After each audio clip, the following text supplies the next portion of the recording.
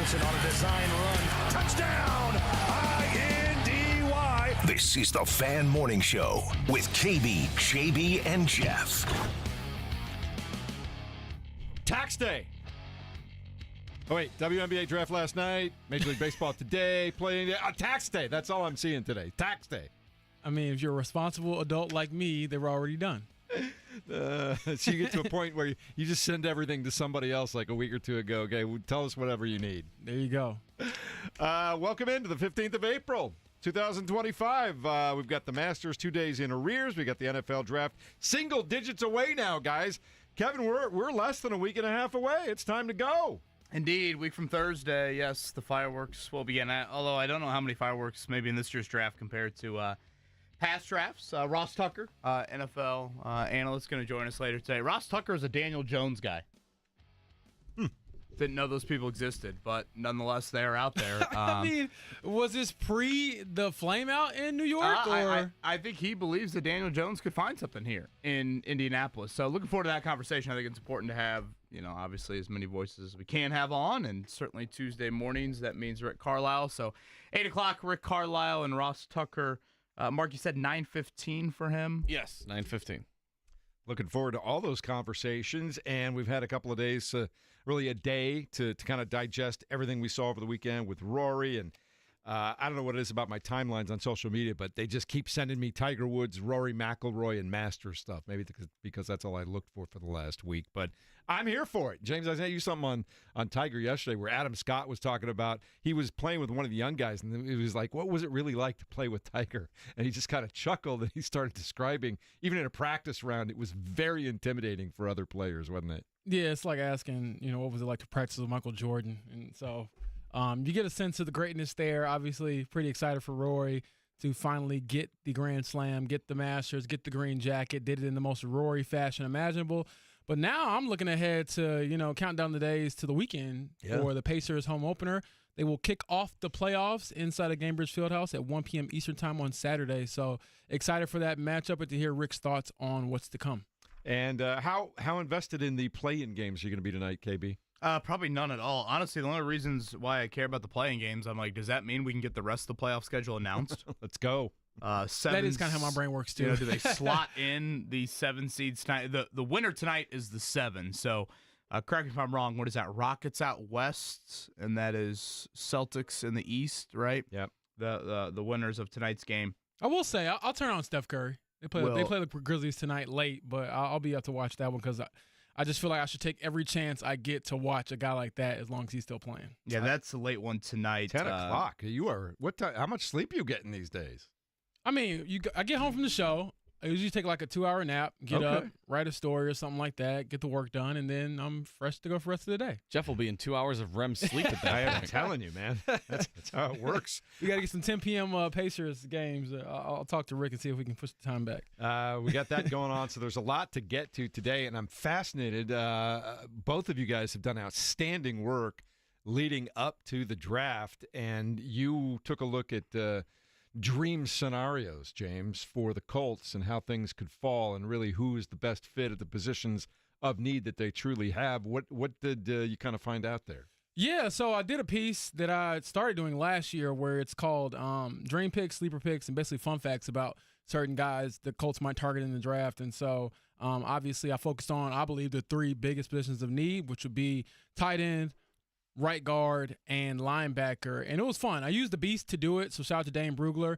That was basically the exercise. And honestly, he's like a private investigator when it comes to this stuff because you can go through and read about a guy's background. You actually get story ideas from him because he's so thorough in his background checks is what I call it. So it was fun. Obviously, the feature photo for this story is Tyler Warren. I do believe he'd be the perfect tight end for this team. I know we talked yesterday, though, with my guy, Damian Parson, who made a huge case for Colston Loveland, and I think that he would be a good fit as well. But if you ask me if they're both there on the board at 14, which I actually don't think will happen, but if they are, I probably lean still towards more towards Tyler Warren because he seems like the more traditional tight end, the more ready-made NFL tight end. And if you're trying to win now, I get that Colston Loveland might have more upside, but at the same time, you're trying to win this season because you don't know what's going to happen for next season when it comes to the quarterback and everyone else around him. Kevin, I know you've done extensive work getting ready for this draft as well. We're only 9 days out. Have you moved or shifted much on where you started maybe 2 months ago on where the Colts are and the things that they need to do or the personnel that they're looking at as this draft approaches? No, I mean, I think tight end is certainly a clear need. I guess we got clarity on Will Fries a month and a half ago, though obviously you have to go out and you would think make an offensive line move. We'll see if that guy is a day one starter, if they go with Matt Gonzalez. But, yeah, tight end, I think when the season ended, was probably the biggest need, and I think that remains the case here on April 15th. It is probably smart to, play out the game of, okay, what if it is not tight end? This is a very deep tight end draft class for what it's worth.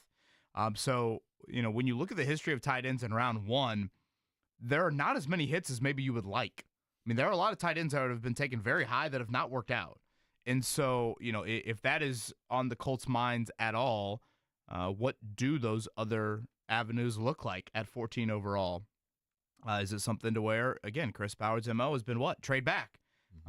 Will there be that type of activity on a draft that doesn't seem to be as maybe top 15 hungry as it was last year? So is that, to James's point, offensive guard?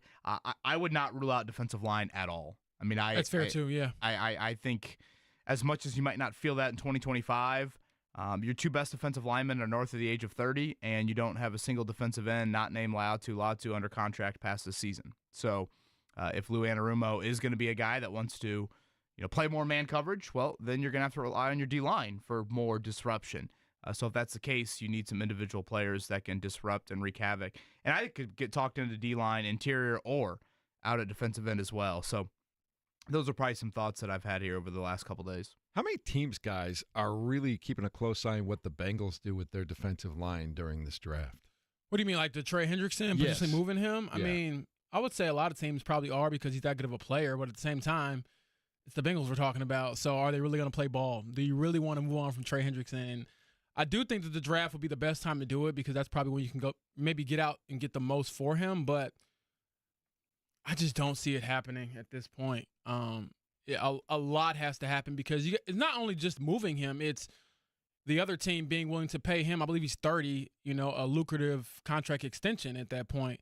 And are you willing to invest in a guy and pay him, I don't know, $20 million a year going into his 30s? And I know he's been a great player, but that's definitely a question to ask for an aging player. So I'm curious to see how that goes. But for the Colts' purposes, I would not hold my breath on a move like that. It would certainly be out of the box and certainly fit the different Chris Ballard we've seen, but that might be a bridge too far. I saw last night that the Giants were going to have a private workout in Boulder with Shedeur Sanders. And my first thought, KB, was, how'd you like to have a quarterback room of Jameis Winston, Russell Wilson, Tommy DeVito, and Shedeur Sanders if you're a head coach? Each of them presenting maybe a little bit of a different way that you need to handle your quarterback work. Or if you're a pastor, work. KB. You have the pastor look going right now. Yeah, that sounds like the New York Giants. If you're going to say name team with quarterback room, that's probably Does Brian Dable just go, yeah, I'm done at this point? Rick Carlisle coming up at 8 o'clock. Tax day. I guess Braden Smith maybe filling out a couple more W-2s. Yeah. Purdue fans very happy about that news. They told me he was coming to Illinois. Last night. Oh, my God. I can't believe it. I do want to give a shout out because it's now probably been almost a month ago, maybe 3 weeks ago, but we had Brian Newbert from Golden Black on, and I was hesitant to ask him about the internet fodder that sometimes you get in probably recruiting. People that work in the recruiting world probably get it, and probably in college athletics, the portal world right now more than any. But I thought he was super respectful in answering that question of, have you heard or do you believe any of this Braden Smith could test the market? And certainly the transfer portal would indicate a significant payday, I would assume, elsewhere. But Braden Smith coming back to Purdue, he announced that yesterday. Fletcher Lawyer, a comment on the Instagram with just the ring emoji. Braden Smith's season last year ended inside of Lucas Oil Stadium. He wouldn't mind it ending in Lucas Oil Stadium coming up next year, and he wouldn't mind doing it under some confetti on the first Monday in April. So awesome for Purdue, no doubt about it. Incredible legacy, incredible player, and honestly, great for college basketball that he is back at Purdue, and they will be a team that you will not go very far down that preseason poll list before you find the Purdue Boilermakers coming up in 2025, 2026. For entertainment purposes only, late last night, I was just checking for no particular reason, NCAA early basketball odds. Purdue, after that announcement, is now tied for the second best odds to win a national championship with Houston, and the number one team is Duke right now. And this is obviously way too early, but I mean, again, I'm just disappointed in Illinois not, handing over the bag for Braden Smith, and it's it's so funny. You and about 8 other schools, man, right? Jokes aside, I remember reading some stuff, even from like the stupid accounts that I follow, and I'm like, why would he ever come here or leave? You know what I mean? And I get a lot of it has to do with money and things like that, but I respect the hell out of Braden Smith for staying put, finishing what he started at Purdue, and he kind of gives you that feel that maybe we won't get again. When it comes to stars that stay in college for more than one season. So it's kind of a throwback feel in the last of a dying breed. So I'm going to enjoy this upcoming season from him in West Lafayette. And also not only that, but just keep in mind, he's in a chance to go out there and win National Player of the Year, which again, kind of reminds you of how good they've had it at Purdue and how good they've recruited. And so I'm excited for him. And again, this is all jokes. I did not expect him to leave Purdue. I thought it was asinine when people suggested it, and I'm glad he put it to bed. All right, coming up in a minute, we will get you ready to go for the NBA playoffs. Of course, the NFL draft coming up in about a week and a half, WNBA draft last night, and Rick Carlisle, the head coach of the 4th seed in the Eastern Conference, Indiana Pacers, top of the hour. It's a big day here at 93.5 and 107.5, The Fan.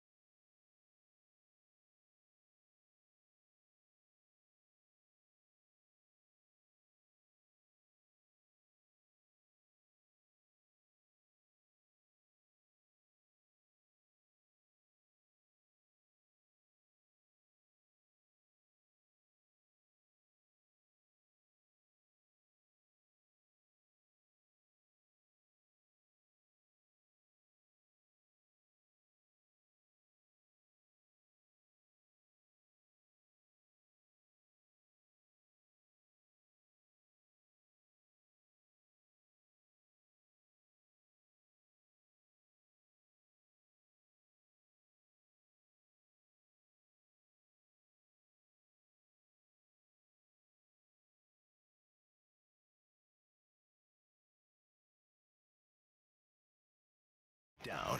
Brought to you by Butler Bulldogs Basketball. 2025-26 season tickets are on sale now. Registration for iconic Hinkle Fieldhouse premium seats runs through May 31st. Don't miss Hinkle Magic. Visit butlersports.com/buy tickets. I suppose, KB, that college basketball is where we want to start right now. Braden Smith making it official. He will come back to Purdue for one more run. Yeah, illustrious career certainly already, and Lucas Oil Stadium, the site of this coming year's Final Four. So him, Fletcher Lawyer, Trey Kaufman-Wren, that is a pretty good trio to start with there for the Boilers. So again, I think any list you'll see preseason odds-wise, Purdue will be highly, highly ranked. So all of those internet rumors, put them to rest. Braden Smith back to West Lafayette. Sorry, Illinois fans. Yeah, I got to delete my burner accounts, you know. Right. WNBA draft last night. The Fever didn't have any picks until the second round. And how would you like to be one of the top picks in an WNBA draft, and you're probably not going to make the team, James? That's tough. That makes it tough. It's tough, but obviously you get a chance to join a franchise that's trying to try to win a championship, and so you're going to join a lot of talented players, and I'm excited for the trio that they selected yesterday. The first pick, I believe, was Michaela Simpson from Florida State. 6'2" forward, and she averaged a double-double, 3 blocks in the ACC. So that was a solid, first pick for them. And I believe the first time in a long time they've picked outside of the top 4. So that was, a monumental moment for the franchise, just knowing that they're moving in the right direction. The next pick at 20, Bree Hall, the guard from South Carolina. If you watched into the NCAA tournament, you saw her a little bit. Former teammate of Aaliyah Boston as well. Then the Fever in round 3 took Yvonne Ahim, forward from Gonzaga. So the number 1 overall pick, Paige Beckers, goes to Dallas from UConn. Yeah, it should be an exciting year in the WNBA again. All right, San Diego Padres. How'd they do yesterday, Mark Dykton? Boy. They beat the Cubs. I didn't watch a single pitch because it was like a late West Coast start, so I did not watch it. 10-4 was the final score. Pretty cold way to just intro I the old Jeff thinks the Cubs should go 162-0, I guess. They're going to lose games. Have you not read Cubs Twitter? No, you do more than I do. I was about to say, apparently, dang, that was No, Padres have a 5-game winning streak. Fernando Tatis Jr. had a pair of home runs and 3 RBI in that game. It was a light day on the Monday. Interleague play, St. Louis Cardinals beat the Astros by a score of 8-3. The Reds had the day off. So we just hold on to that sweep of the Pittsburgh Pirates right now. Maybe yeah, that's what honestly, we need to do. day off's one of the best days in Reds season usually, so we will bask in that. They will host the Seattle Mariners later on tonight, and the Indianapolis Indians start their homestand against the Toledo Mud Hens at 6:05 over at Victory Field. NBA play-in starts tonight. Of the two, James, which you more interested in, Atlanta at Orlando, or I'm guessing maybe this one, Memphis at Golden State? Steph Curry. You got to turn on Steph Curry. He is must-see TV. I will be up late to watch it. I'll probably regret it tomorrow morning, but don't care. Got to see one of the greatest players ever, the GOAT shooter ever, continue to do his thing. And a reminder that the Pacers start their playoffs on Saturday at home against the Milwaukee Bucks. 1 o'clock start, 11. I don't even know what I'm talking about. 12:30 airtime here on 93.5 and 107.5 The Fan. That's what I get for taking on the Cubs early in the morning, Mark, right there. Yep. That was instant karma. You earned it. Instant karma. Anything else you want to throw in, KB? Pacers 5-point favorites for Game 1, and they are the, I would say, rather significant favorite here in this opening round series. Of course, Damian Lillard's health will be a topic all week long leading into Game 1, but certainly want to dive deeper into this. Rick Carlisle, reminder, at 8 o'clock. Ross Tucker, NFL analyst, I should say, coming up in the 9 o'clock hour. He is, I think, more of a believer in Daniel Jones than most, so that'll be a topic we bring up with Ross. I'll be looking forward to that. I saw a bunch of people looking online yesterday that kind of believe in Daniel Jones, or just worried that maybe the Anthony Richardson thing is not going anywhere, and which I think those are two very different things. Do you really believe in Daniel Jones, or is it just you don't believe at all in Anthony Richardson? I think you need to separate those topics of, are you sitting on that side of the room or the other side? By the way, I do have a ridiculous sports idea for you guys. Ooh, I like that. I always like those. At some point today, it's probably an idea that I would disagree with myself if I could answer my own question. Indoor golf league? No, I think the indoor golf league's fine, especially when I love those greens. That putting green's amazing. Especially when you live in, some of the colder parts of the country. But I would say probably James Boyd would disagree with it as well. Well, I'm always against you, so. Not to stereotype too much, but yeah, that's it's a general thought I've had exiting the Masters, to give you a little bit of a clue on it. For a Sunday. second there, I thought it was about sportsmanship, and I'm like, me, the high road has too much traffic. So. Did you come up with this on the drive home yesterday, or where did it happen? I think I saw. I think I saw a general, just kind of lingering Masters coverage, and some pictures of Rory and whatnot, and it kind of got me thinking a little. All right, we'll look forward to hearing about that coming up in a few minutes. Rick Carlisle, top of the hour. It's the Fan Morning Show with KB, JB, Jeff, Mark Dykton on the ones and twos. You know I love you, Mark. You know I love you. But I got to give Cubs fans a hard time. That's the way it is. You can give me a hard time. Just We'll know I have all the audio. We'll continue next.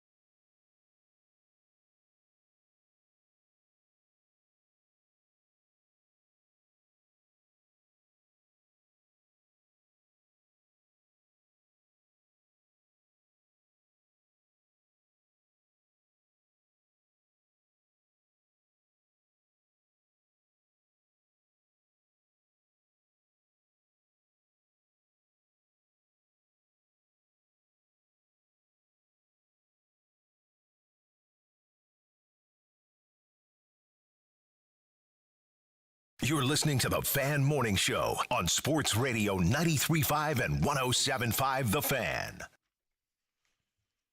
Kevin, I'm not going to lie. That might be the best tease I've heard in a long time. I'm fascinated now with this idea that you are teasing us with. You guys want to hear it? At this point, yes. Rick Carlisle, by the way, at 8 o'clock. I'm trying to think of the sporting league it would work for. The NFL doesn't play enough for, I think, this to be possible. And again, let me tell you, I don't even agree with my own idea. Nothing says a ringing endorsement like that. This is horrible. By me prefacing. You can't sell me anything. So you have the Rory McIlroy scene on 18. I mean, you even have the Justin Rose scene on 18. You know, him making that putt in regulation to, you know, put the pressure on Rory. But in particular, you had the Rory miss putt in regulation and then the Rory make in the playoff. And one of the coolest things I think about Augusta National and the Masters is the fact that you cannot take your phone on property. You are phoneless. Right. So when you watch the background of the Rory putt, it does not look like LeBron's shot to set the scoring record. Right. It is everyone standing, clapping, cheering, hands in the air, all of that. I think what makes Augusta truly unique is you hear these roars, these genuine roars, and it is not finding out on a Jumbotron. It's not finding out on your phone. It is literally either A, watching it happen, or CBS did this several times on Sunday. They literally showed the scoreboard manually being put up, birdie or bogey or double bogey, and that reaction. One night out of the year in the NBA season, you come to a Pacer game and you're not allowed to bring your phone. Horrific idea? Horrible idea. How do you institute that? Oh, same way Augusta National does. Yeah, drop your phone. Literally drop your phone at the gate or you leave it in your car. Every time you go through security and that little thing goes off, then So you say get your phone focused can't at a come in. Pacer game. You get real cheers. You don't get everybody. Have you ever seen the start of a third quarter of an NBA game? Yeah, it's one of the always empty. saddest Yeah. experiences It you'll won't be ever like that see. Saturday, but yes, most regular I mean, season that games, is yes. literally what it looks like. I mean, it is absolutely pathetic what a crowd looks So- like to start a second half. Now, again, Augusta National literally has actual phone banks on the course. Yeah, I was gonna ask how it all works. Like they have like picture an actual phone bank, and if you needed to call home for whatever reason, You can go do that. you can walk up to the phone bank Okay. and dial out, and whatever need you have to dial back home, you can do that. So 1 out of 80, again, NFL, no chance. There's only 8 home games out of the year, 9 home games out of the year. 1 of 41 nights in the NBA season, 1 of 81 nights in Major League Baseball. No phones in the building. What do you think? Is that opposite of bring your dog to the ballpark? Right? I believe the Indians have You that said- coming up here That's what this I'm week. saying. You have Bark in the Park night. I a believe. dedicated Park night, rules. right? I want to say it's Thursday night. So my question, going back to the Masters, when you drop your phone off, are you just putting it in like a random bag, like, or how do they? I mean, I would leave mine in my car. Well, they just tell you don't bring them. Yeah, to start with. I have the 2 times I've been, I've left mine in the car. Okay, I've not smart. even like brought it. Yeah, to because the, I was just like curious, like to the entrance. they pat you down. So Make sure you don't have the phone on you. no chance anyone ever will attempt this in a major sporting Well, league. I definitely don't think that'll ever happen, just because it's free publicity to have people on their phones and sharing the moments and stuff Sure. like that. I like the idea, I like the concept. My only thing with these types of events, and I mean, I hate to kind of just put it like this, but in case of an emergency, what happens? I remember I Right. had like a warehouse job where you couldn't, obviously it's different, but you couldn't have your phone like Yeah. when you were No, I- working. I and I don't- always thought that was weird because I'm like, what I if don't- something I don't disagree with happens? that. Yeah. And Yeah. obviously we've seen that happen, unfortunately. So that's my only pushback. But So I do your, like it your in only theory. pushback is emergency. Your pushback is not from like an entertainment standpoint No, or a. I mean, I think it would be honestly probably healthy for the generation after me, because I know we probably are the last group to grow up without social media, to grow up without phones. I mean, I was in the mall over the weekend, and like kids as young as probably 7 or 8 now have cell phones, and I'm like, I don't think I got my first cell phone until I was maybe in like middle school or high school, when I started to like, go to practice by myself, ride the bus by myself, stuff like that. But now my god kids who are like 7 and 8, they have cell phones, and I'm like, why?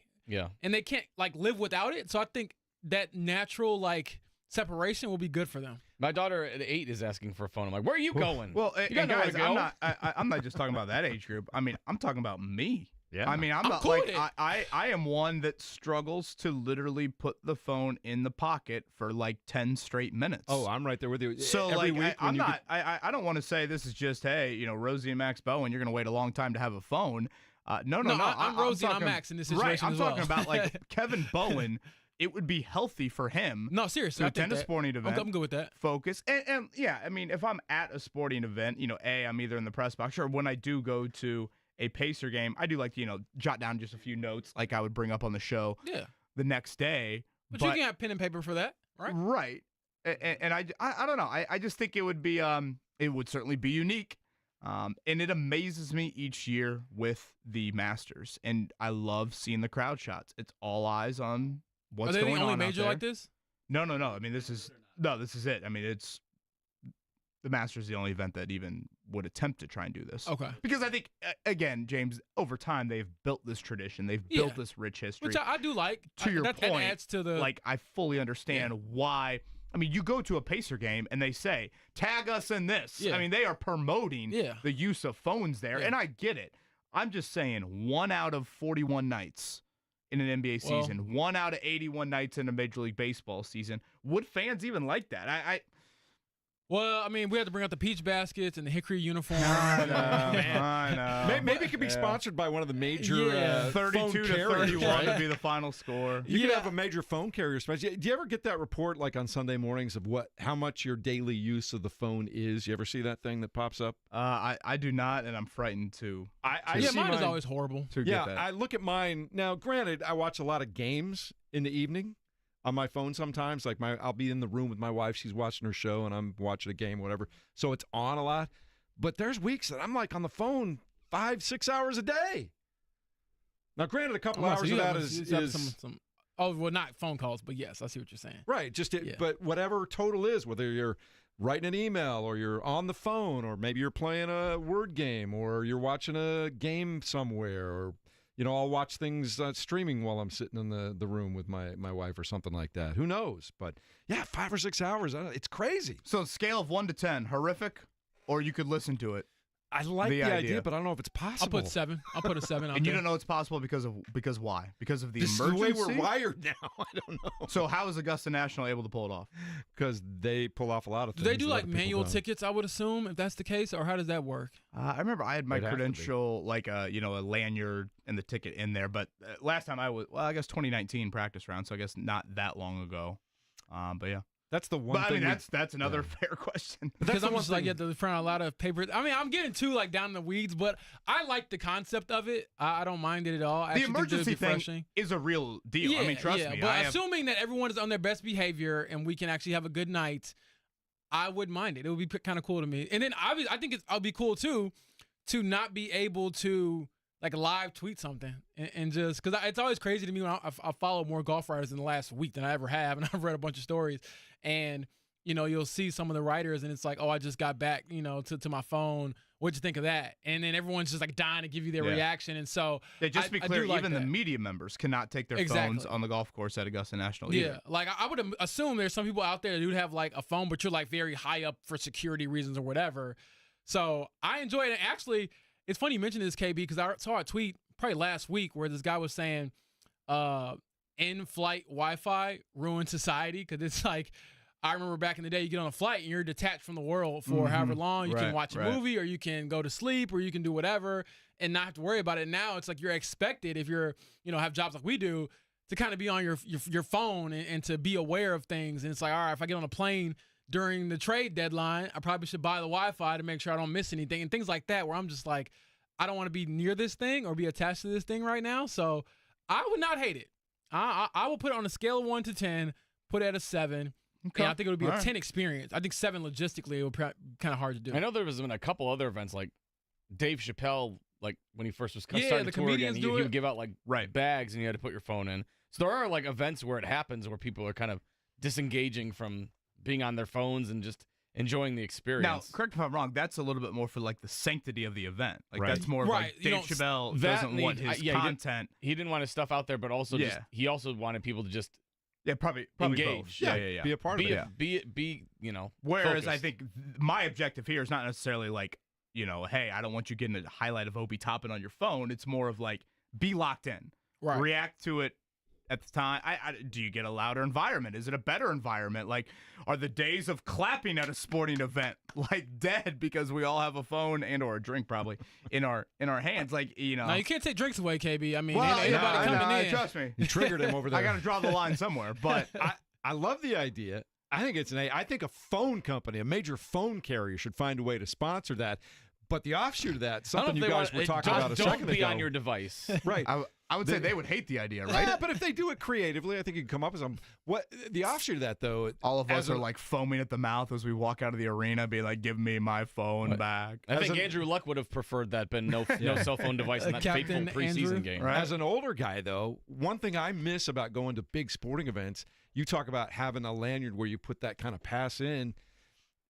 When I was a kid, the big sporting events and the big games that I would go to with my dad, I always kept the ticket. And there was like a catalog of the actual physical ticket. I said to you guys a few anymore. weeks ago, that's why I love the Indy 500 so much. One of the many reasons why, like, I got that in the mail. I was like, oh my gosh, here I am opening up my envelope, and there's Joseph Newgarden on the ticket. I mean, the Indy 500 is one of the very few sporting events left that you still get a hard ticket. Yeah, I'm a big fan of, and I think some teams have gone to this. Correct me if I'm wrong. I think some teams have gone to the, if we have a marquee game and you would like a replicate ticket, we will send that to you. Like, Games I think that's for like right. NBA or yeah. So like, playoff. I mean, honestly, James, game one. Like, I mean, on Saturday, I would think for a Pacer fan that would be like, hey, we haven't had a home game one in what, 11 years? Yeah. That's kind of a cool ticket to have. So I would think that would be cool. Yeah, I as think well. especially younger me, the 12, 13, 14-year-old kid, those things, I loved collecting those tickets when I'd go to big games with my dad. Oh no, I'm starting to lean the other way. I'm like, you guys are sounding pretty sentimental and soft right now. No, I'm joking. You need to get a little more sentimental. No, in all seriousness, I do the same thing with my credentials for everywhere I've been for my career so I keep far. all So mine. I've kept all my NBA credentials when I did my 1 year on the Pacers. I've kept pretty much all of my NFL credentials as well. And so I enjoy looking back at it and actually take them whenever I go talk to a school or something like that. I'll bring a bunch of them and they're like, man, you've been here, you've been there. And it's like, yeah. And so one day I hope to kind of put it all in like well, not me. My sister's very creative. I'll get her to do it for me so it looks nice, but put it all in like a frame or something like that. And you have your whole career looking back at you. I love that. That's the plan. Let's go to Tony real quick because he called in with this whole no phone idea, and he was actually at one of the Masters. I don't know which one he was at, but he said he had a very interesting incident with no phone. I like this. Tony, go ahead. Hi, guys. Thanks for taking my call. So a few years ago, a buddy of mine very generously took me to the Masters with him. You guys talk about not having your phone for an emergency. But we went into the pro shop, and there's thousands of people. We got separated, and we had plan A and plan B, where to meet if we got separated. I never saw him the rest of the day until the tournament was over, and we got to the car. We couldn't. We tried to find each other via phone call. My wife, he called his wife. It never worked. We never saw each other again until the car after the round was over. Can I ask So a you harsh guys question? went to the phone banks and tried to set up a meet through your wives? We tried. We Gosh, tried. Can I ask a harsh question? Are you Too sure many that they people. wanted to meet with you? Oh, ouch. Yeah. Dang, Jeff. No, that's where I would go. If I'd have been, I'd be I like, guess- did they really want to be with me? No. But did you enjoy the That's event fair. in the moment more, though? Oh, absolutely. Yeah, being disconnected. I mean, there's not a more beautiful piece of property in the world, I would say, and not having a phone and being able to just see it, smell it, hear it, experience it with no distractions. It's a once-in-a-lifetime experience. And Tony, correct me if I'm wrong. Was this a tournament round or a practice round? It was a Saturday. Okay, so- it was a tournament round. I got to see Tiger tee off. Actual tournament round. Because I I think practice round, if I'm not mistaken, I believe you can at least bring a camera in. And obviously, like, disposable camera days are probably, few and far between. But yeah, we had. I remember, like, it was like, hey, meet at 15T. I want to say it was like a meeting spot that we had said, and yeah, it's much easier said than done. Thank you, Tony, for that story. That's cool. That's great. That's a great idea. But no, the more I think about it, Kevin, I'm moving to a 9. Okay, I all like right. the fact that you could just go and not worry about it and be present. And after about 5 or 10 minutes, I imagine you stop missing your phone, don't you? I mean, I don't know. getting back to your point, Jeff, sounds like you've had friends ditch you in the past. I mean, No. You got a little residual effect rubbing off on Tony. I'm like, Maybe it was man. the other way around, James. Maybe it was the I'm other like, way man, around. you asked the man a cutthroat. Gives us a nice story. You just dunk on him on air. Like, I don't think your friends really We liked were you. playing. Come on. It's tough, Rick man. Carlisle, 8 o'clock. It is playoff time. We appreciate the Pacers head coach continuing to chat with us. He'll join us here in 15. You assume it's Siakam getting the first nod on Giannis? Obviously, it's a group effort, but you guys assuming it is Pascal Siakam that'll get the first defensive assignment? I'm guessing yes, and there'll probably, to your point, be a few guys that get the opportunity throughout the course of the series would be my guess. What are Yeah. you thinking? Put him on there. He's got the length, and he should be well rested, obviously, going into it. And then you just throw bodies after body after Giannis because he never stops going to the basket, never stops putting foot on the gas. And so, I mean, he's a load to take care of. Giannis, back-to-back Eastern Conference Player of the Weeks entering the postseason. Guys, he is averaging 12 assists per game in the month of April. For those unfamiliar with Giannis, that is a huge number. Like, I mean, he usually is like a 5 or 6 assist guy a game. 12 is in a different stratosphere for him. So, I think a question you inevitably have anytime you face a player like this, especially without Lillard, do you let him get his, suffocate that three-point line, or do you look at it from reverse and say, Giannis is really the only one that can go off? I don't believe that they have enough scoring, especially in a playoff atmosphere, for these others, and I say others in quotes, to carry a scoring burden. We can live with Giannis getting 28. We can't live with Giannis sniffing 40 every game. Is that something that you would be debating as a coaching staff? It's a tough question because, and I know we talked to Rick about this, and he's corrected me on this before. Like, you don't let anybody get anything, right? Sure. And if Giannis wants to go out there and get a bunch of points, he can. He can physically do it. The thing about him that makes him unique as a scorer, though, is that he usually gets you in foul trouble. So whether it's he's scoring 28 or 40, it's like, do you have enough bodies to stay out there and commit and that's to the the Siakam process? thing. I'm a little like, yes, Siakam makes the most sense, but James, he's so critical to you on the other end of the floor. I know. And think about games 1 and 2 in Milwaukee last year without Giannis. Remember Siakam scoring?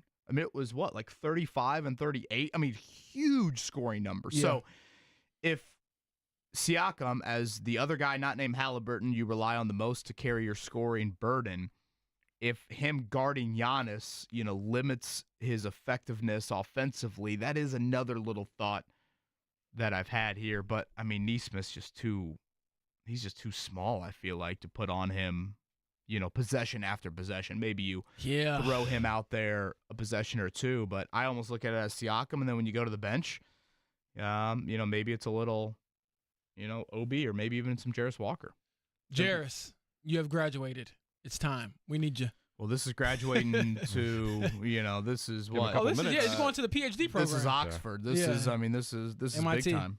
So the last time these two teams met, the Pacers won that thrilling game at the very end, 115-114. We all remember the ending there. In that game, Giannis had 19 points, 17 rebounds, 7 assists. The other guy that seems to occasionally pop up on the Pacers, and that's why I looked this up, just don't let Brook Lopez take you down, right? Don't let that happen. He had 23 and 7 in that game, and I know the Pacers ended up winning that one, but don't let him be a guy when you're focusing so much on Giannis that he kills you on both the boards and some extra points. Yeah, but that's the hard part, Jeff, is you have to concede something.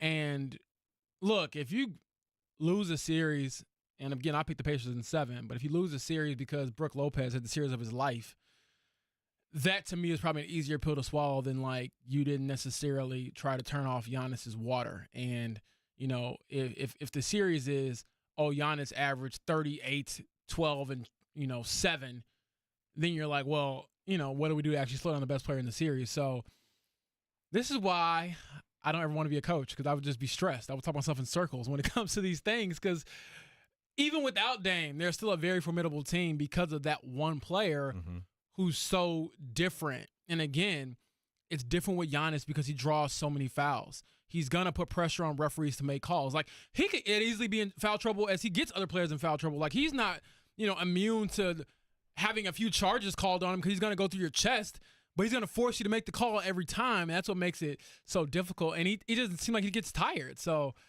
Yeah, I'm excited for Saturday because I definitely think that, a lot of it has to do with can you slow down Giannis and make him a jump shooter. I know he's been a better jump shooter than years past this past season, but, again, it's kind of like when LeBron was in his prime.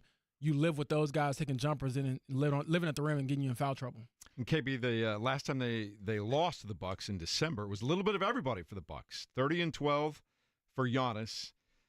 15-6 for Chris Middleton. Bobby Portis killed him that night. In March 14 as and well. 15. Yeah, I'm just looking at. I started at the beginning, the first game they played. But Bobby Portis had 14 points, 15 rebounds in that one. Yeah, Lopez Portis, again, 16 points. Suspended for the last two meetings. He is back now. It is one of those things. If you probably rank like the top 10 players in the series, I would assume everyone would vote Giannis 1. You might vote Pacers for the next 2, 3, 4. With no Dame. Yeah, I mean, where is Lopez on that list? Where is Kyle Kuzma on that list? Gary Trent Jr., as wild as that might sound. He's also shot it really well. He's had some big games team. against My the Pacers, goodness. so something to keep an eye on as well. The great Mike Freeman from Butler, he goes, went to the Tuesday practice round at Augusta last week. No phone for 8 hours. Ooh. Crappy digital camera, felt like the 90s, and it was incredible. I thought I might go to a 10 by the end of the show, Kevin, the more I think about this. I like this idea. So we'll just talk to the commissioner, and actually we'll bring it up to Rick and see what he thinks about no phones. I'm sure he'd have some thoughts. Sure, he will definitely give us an answer. Not that he's focused on the playoffs or anything like that. Right, more serious topics. As I'm breaking down Giannis' film, let me slide over here. Rick went to, I believe it was his first Notre Dame game this fall, Notre Dame Louisville. I don't know if I shared some of those pictures with you guys, but I mean, he was loving it. Pictures of the locker room, pictures with the mascot, pictures with the band. I mean, he looked like a Tuesday practice round at Augusta National. Look at these pictures. I mean, Rick was on cloud 9. And these were taken on what device? I assume this is his. Nice picture with Marcus Freeman there. I assume this is his phone. Yeah, he's got a picture here with Marcus Freeman. I like that. By the way, Notre Dame spring game, C.J. Carr looked great. Boy, I'll tell you what, we got a new quarterback in South Bend. Did you see the look on his face? You get a big old smile when you said his name. He can throw it, folks. I'm like, this sicko was watching this on his phone over the weekend. Yes, indeed. Peacocked it up. Jason Garrett on the call. Yeah, I was all in on it. How'd Jason Garrett do? I think he's How pretty, do you think? I think he's pretty mediocre. Yeah. Pretty much what you see on NBC on Sunday nights, right? Just kind of there. Well, I actually like Tirico and Collinsworth. Oh, you mean no? Man, the studio show. In studio. Yeah. Guys are harsh graders, man. Harsh graders. All right, coming up in a minute, Rick Carlisle is going to chat with the boys about what's going on. The first game of the playoffs coming up on Saturday afternoon, 1 o'clock, over at the Fieldhouse. We're all excited about that. And one of the things I was going to say, too, JB, when I was cruising through the internet yesterday, I tried to look up, probably 6 or 7 different folks who are making predictions. I think 5 of the 7 I saw like the Pacers and 6 or 7. I like that. Made me feel a little bit better. I mean, they're the better team going into it, I believe. So I'm not too surprised. The Bucks are so hot. That's what I worry about right now. Get that ice bucket ready. Looks have nothing to do with it. I've been told that all my life. All right. So Rick Carlisle, come up in a minute here on 93.5 and 107.5 The Fan.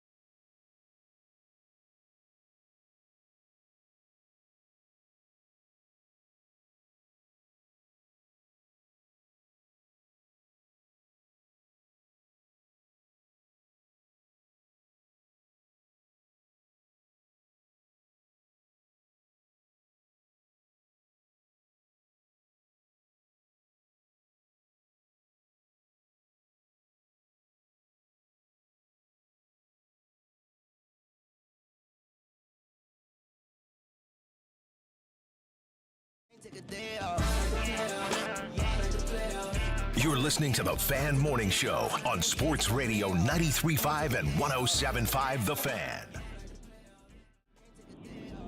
8 o'clock on a Tuesday morning. You know what that means. The head coach of the Indiana Pacers, he's joined us all year long, and we will await Game 1 coming up inside of Gainbridge Fieldhouse for the first time in over a decade. The Pacers will start off a playoff series in their own building again Saturday at 1 o'clock. Back to practice today for the Pacers, and Rick Carlisle joins us right now. Coach, congrats on 50 wins and a good Tuesday morning to you.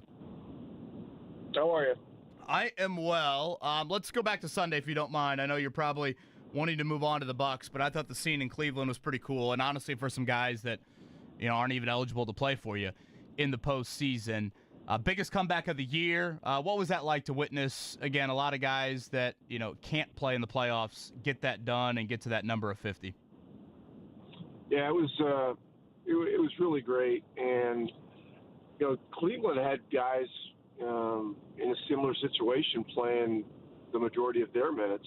And so the way the whole thing went down, our depth guys didn't enter the game until a little later than their guys did. So I think there was a wear down effect, and Quentin Jackson and Ray J. Dennis, at the guard positions, Furphy at 3, Enrique Freeman at 4, and Tony Bradley at 5 just did a great job of clawing back, getting us to overtime, and then we had.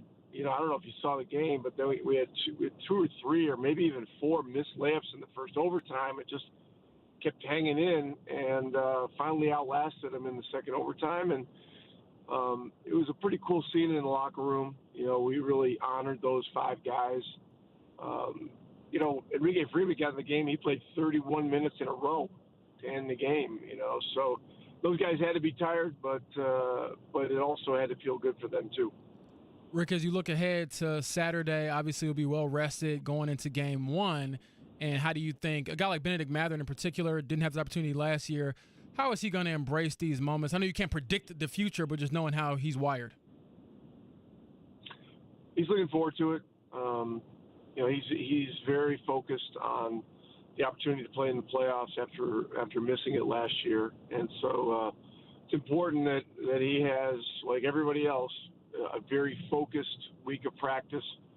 We'll practice 3 of these 4 days and get ready for Saturday. And really, the same thing with Walker. Walker's another young guy that didn't really play any meaningful minutes in the playoffs last year, but he was there and he witnessed it and he was a part of it.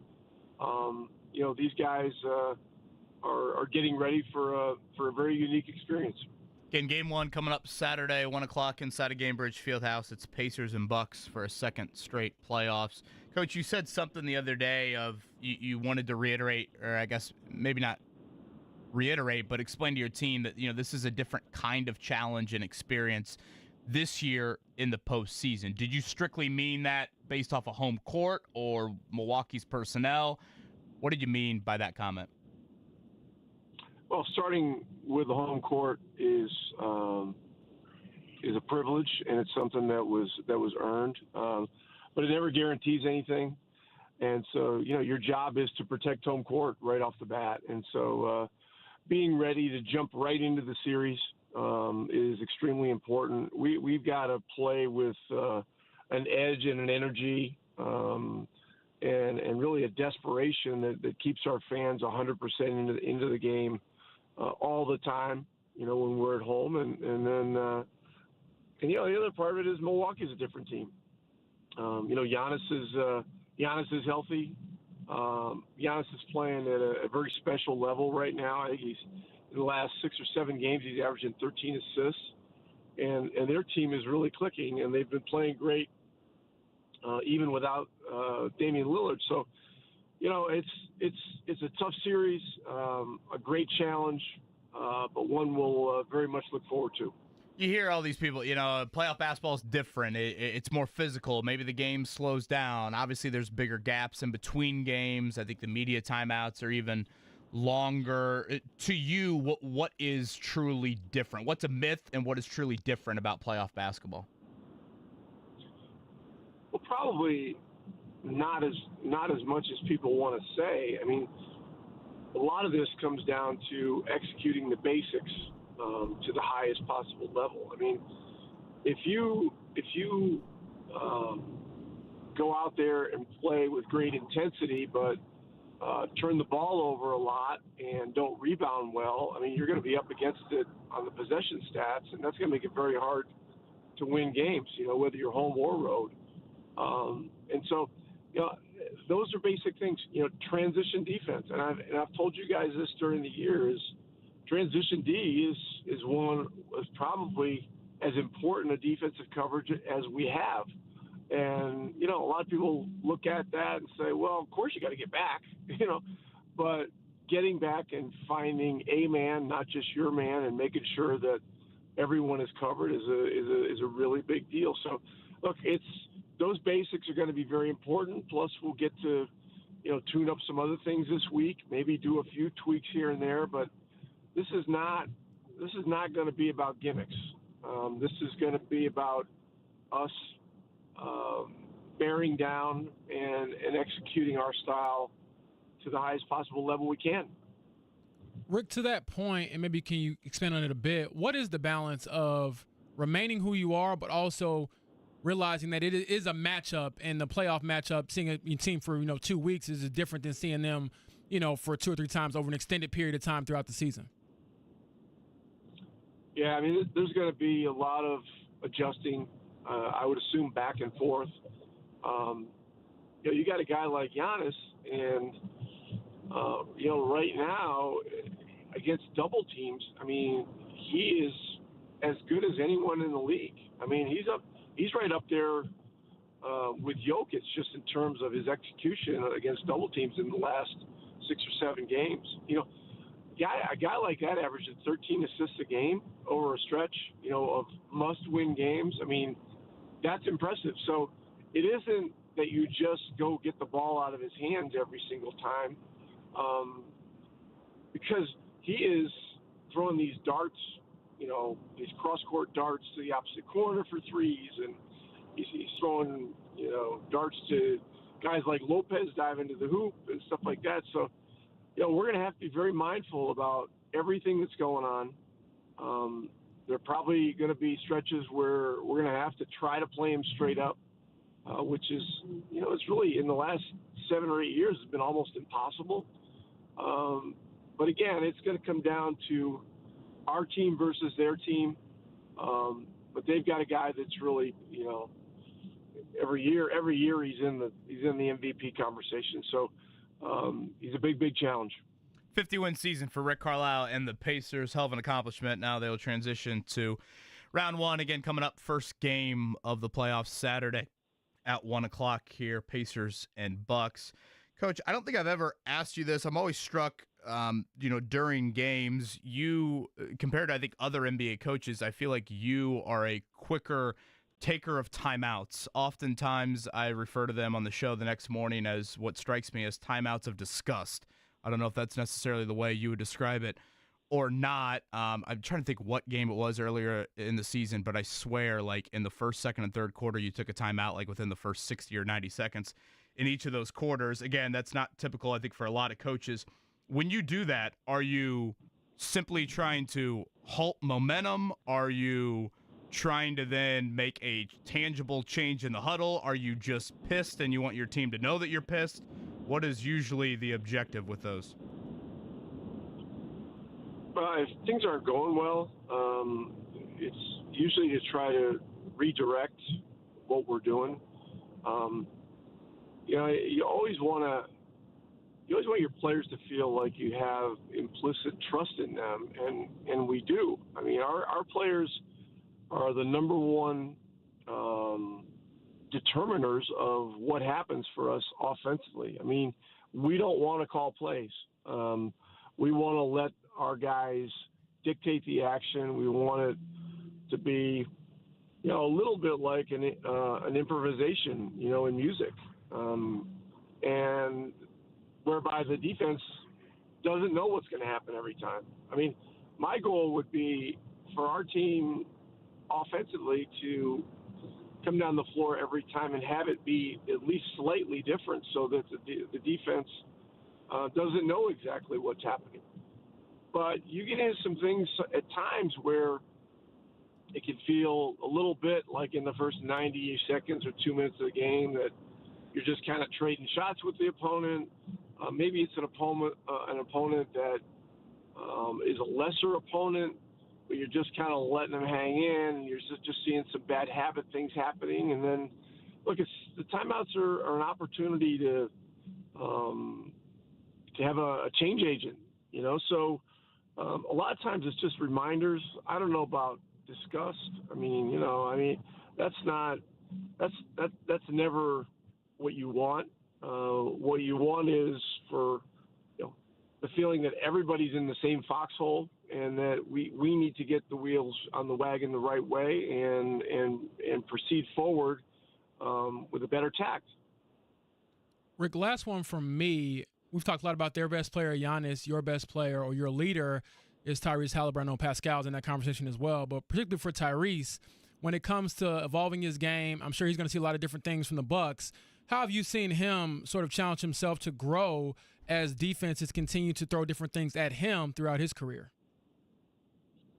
Yeah, he's seen pretty much everything. He's seen physical coverage. He's seen double teams. He's seen box and one.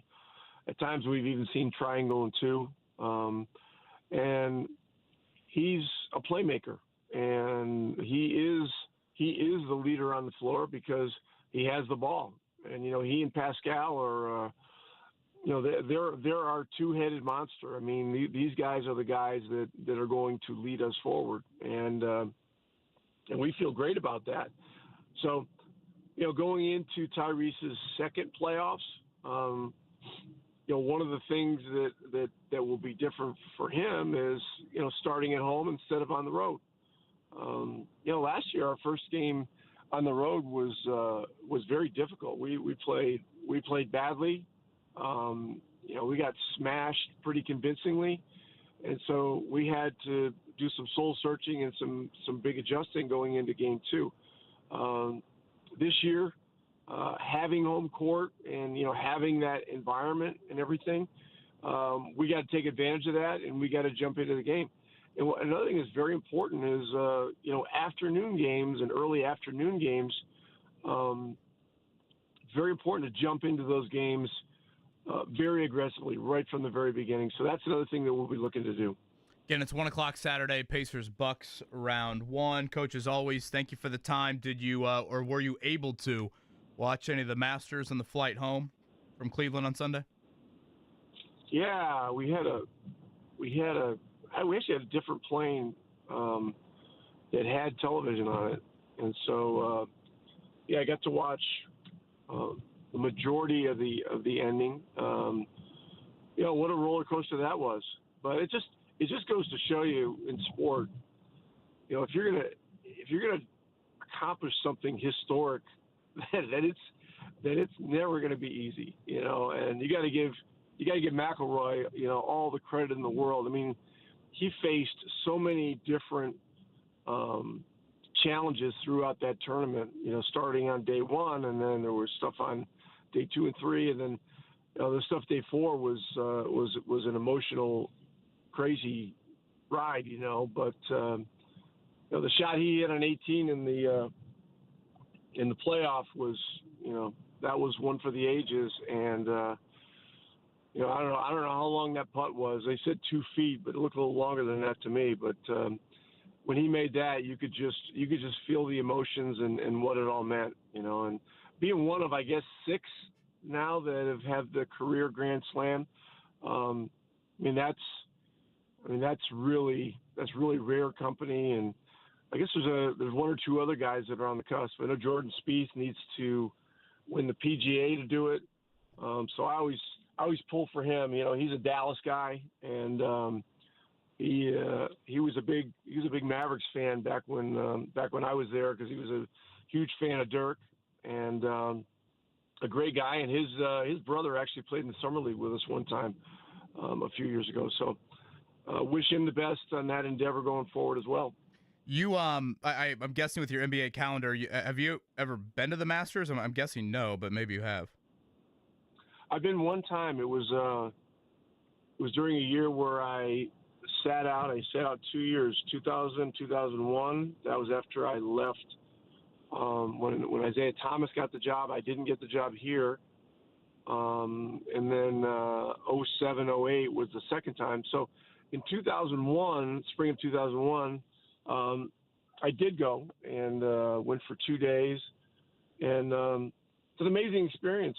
You know, it's when you go, the thing that you don't realize quite as much from television is that, you know, so there's so much elevation there. The hills are just, I mean, they're everywhere, and they're very, very big. And so, you know, walking the course is real exercise. But a lot of the holes that you see on TV, television doesn't do justice to the elevations that are there. And so that was a breathtaking aspect of it, and gave me an even greater appreciation for the challenges that you face when you play there. I mean, obviously the greens are a big part of the whole thing, but you know, those hills are they're the real deal.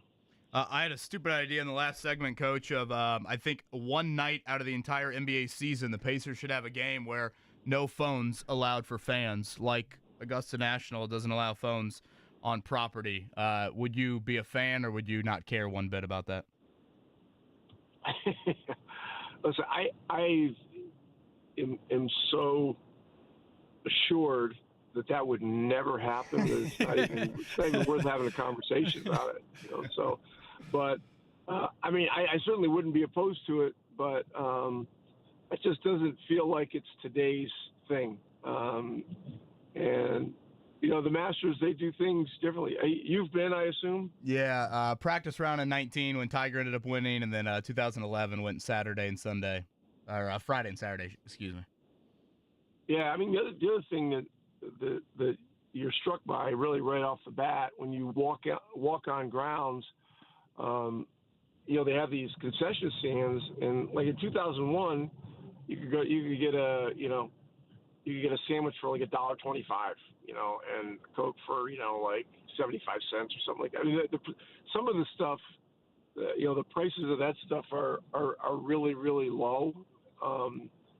And then I heard some of the numbers on what they do with merchandise there, which is really staggering. So it's quite an event. And, you know, this year, you know, you watched it Sunday afternoon, and the weather's perfect. The competition is, you know, through the roof. And, you know, back nine on Sunday is one of the great watches in all sports.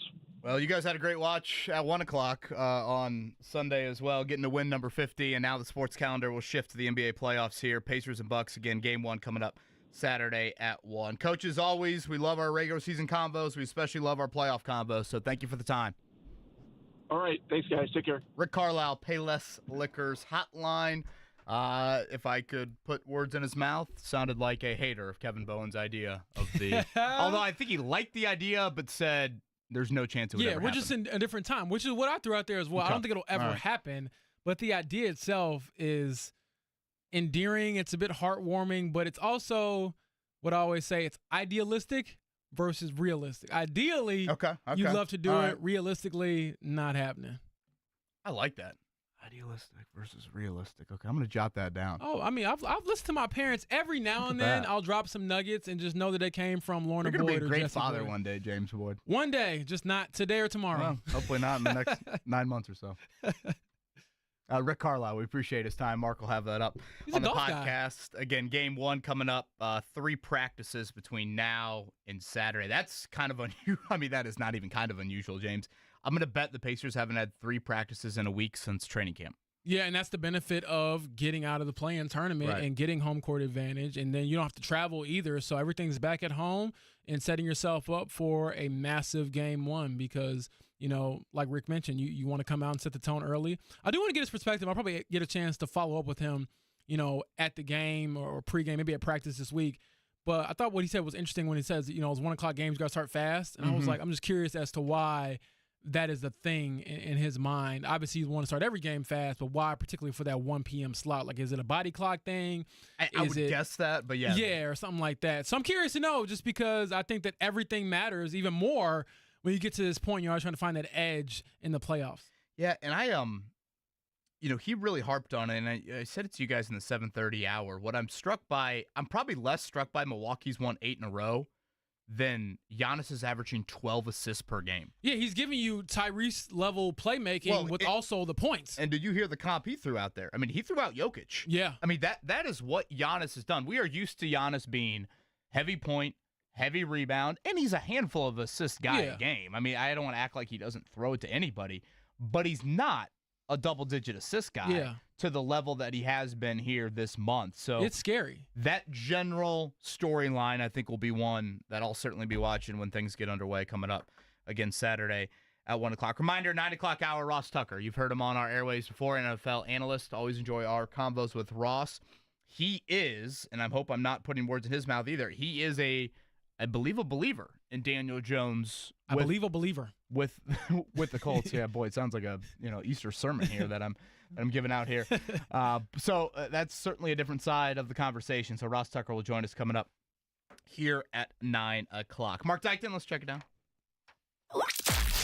The Morning Checkdown, brought to you by Butler Bulldogs Basketball. 2025-26 season tickets are on sale now. Registration for iconic Hinkle Fieldhouse premium seats runs through May 31st. Don't miss Hinkle Magic. Visit butlersports.com/buy tickets. We will still await what time and when Game 2 will be. We mentioned this yesterday. Mary J. Blige concert inside of Gainbridge Fieldhouse on Monday, so I would assume Game 2 would be Tuesday for the Pacers. James, I'm hoping we get clarity tonight. We have playing games tonight. Magic, Hawks. Winner of that will get Boston as the 7 seed.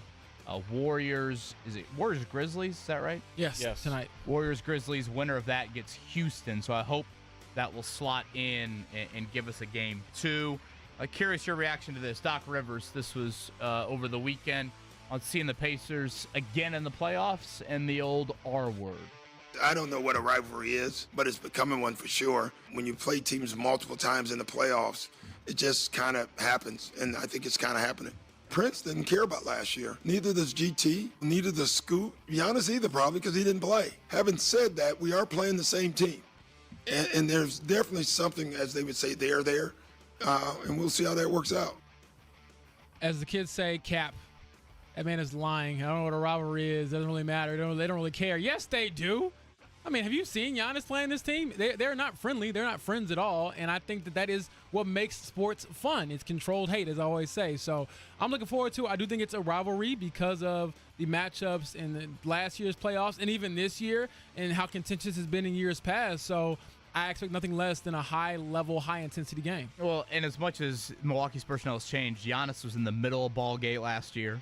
And their season really derailed last season in Vegas, when the Pacers beat them in that semifinal. I mean, he absolutely cares. Playing game. So that will certainly be a storyline as well. All right, last night, WNBA draft. Paige Beckers goes number 1 overall to the Dallas Wings. Shout out to Sonia Centrone. Honestly, when I saw her go number 3 overall, it made me even more frustrated that Notre Dame lost in the Sweet 16.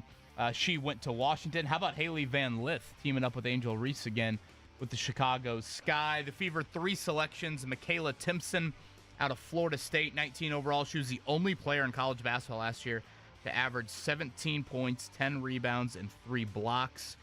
Bree Hall from South Carolina, 1 pick later, kind of a 3-and-D player there. The Dayton native comes back to the Midwest. And then Yvonne Agim from Gonzaga averaged 20 a game. James, you see picks like this, like 19 overall, 20 overall, 33 overall.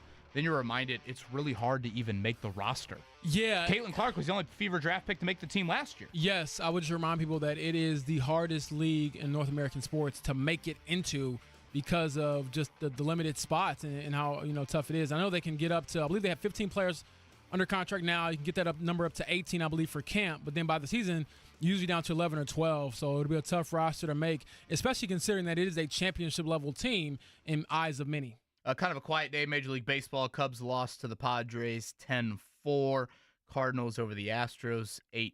Indianapolis Indians back at home. It's busy. Dollar Menu tonight.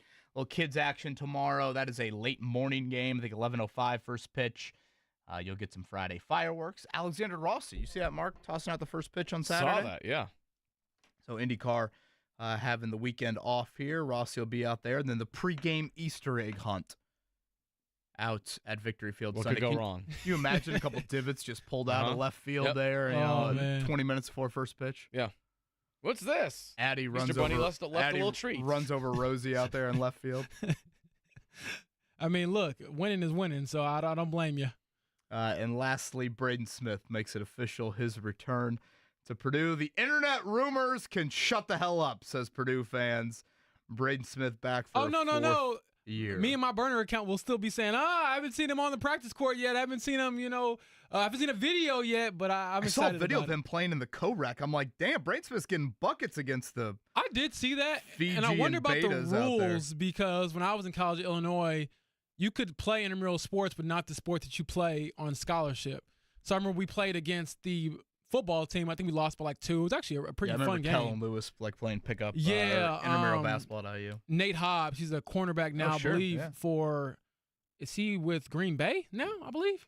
Sounds right. But yeah, he was yeah, he's with Green Bay now. Got drafted by the Raiders, and he's super athletic. Kevin, I remember he came down, crossed me over, and just took off like LeBron and dunked it. And I was like, that's why you're going to go make millions, young man. So it was fun. But yeah, there was a couple of times where players try to come and play, and I'm like, you cannot do this. You're going to score 40 against, people who have to go to like. Yeah, you go volleyball line to volleyball line. Yeah, exactly. No further than that. Braden Smith's post, running it back one last time. Purdue's given me everything: memories, challenges, growth, and a family. There's still more to prove, more to accomplish, and more moments to create with my brothers. Woo. Much love to my guys in Boiler Nation. Let's make this next year unforgettable. Lance Jones with a comment, my heart is full. Fletcher Lawyer with a comment, just the ring emoji, and Purdue's official account with the old acronym LFG. So we'll see if indeed this season will end inside of Lucas Oil Stadium upcoming, which if that happens, that means the Final Four, maybe the national championship game. So Braden Smith back to Purdue. Much more Colts, much more Pacers. Again, Ross Tucker coming up 9 o'clock hour. Fan Morning Show here. Thanks for spending this Tuesday morning with us.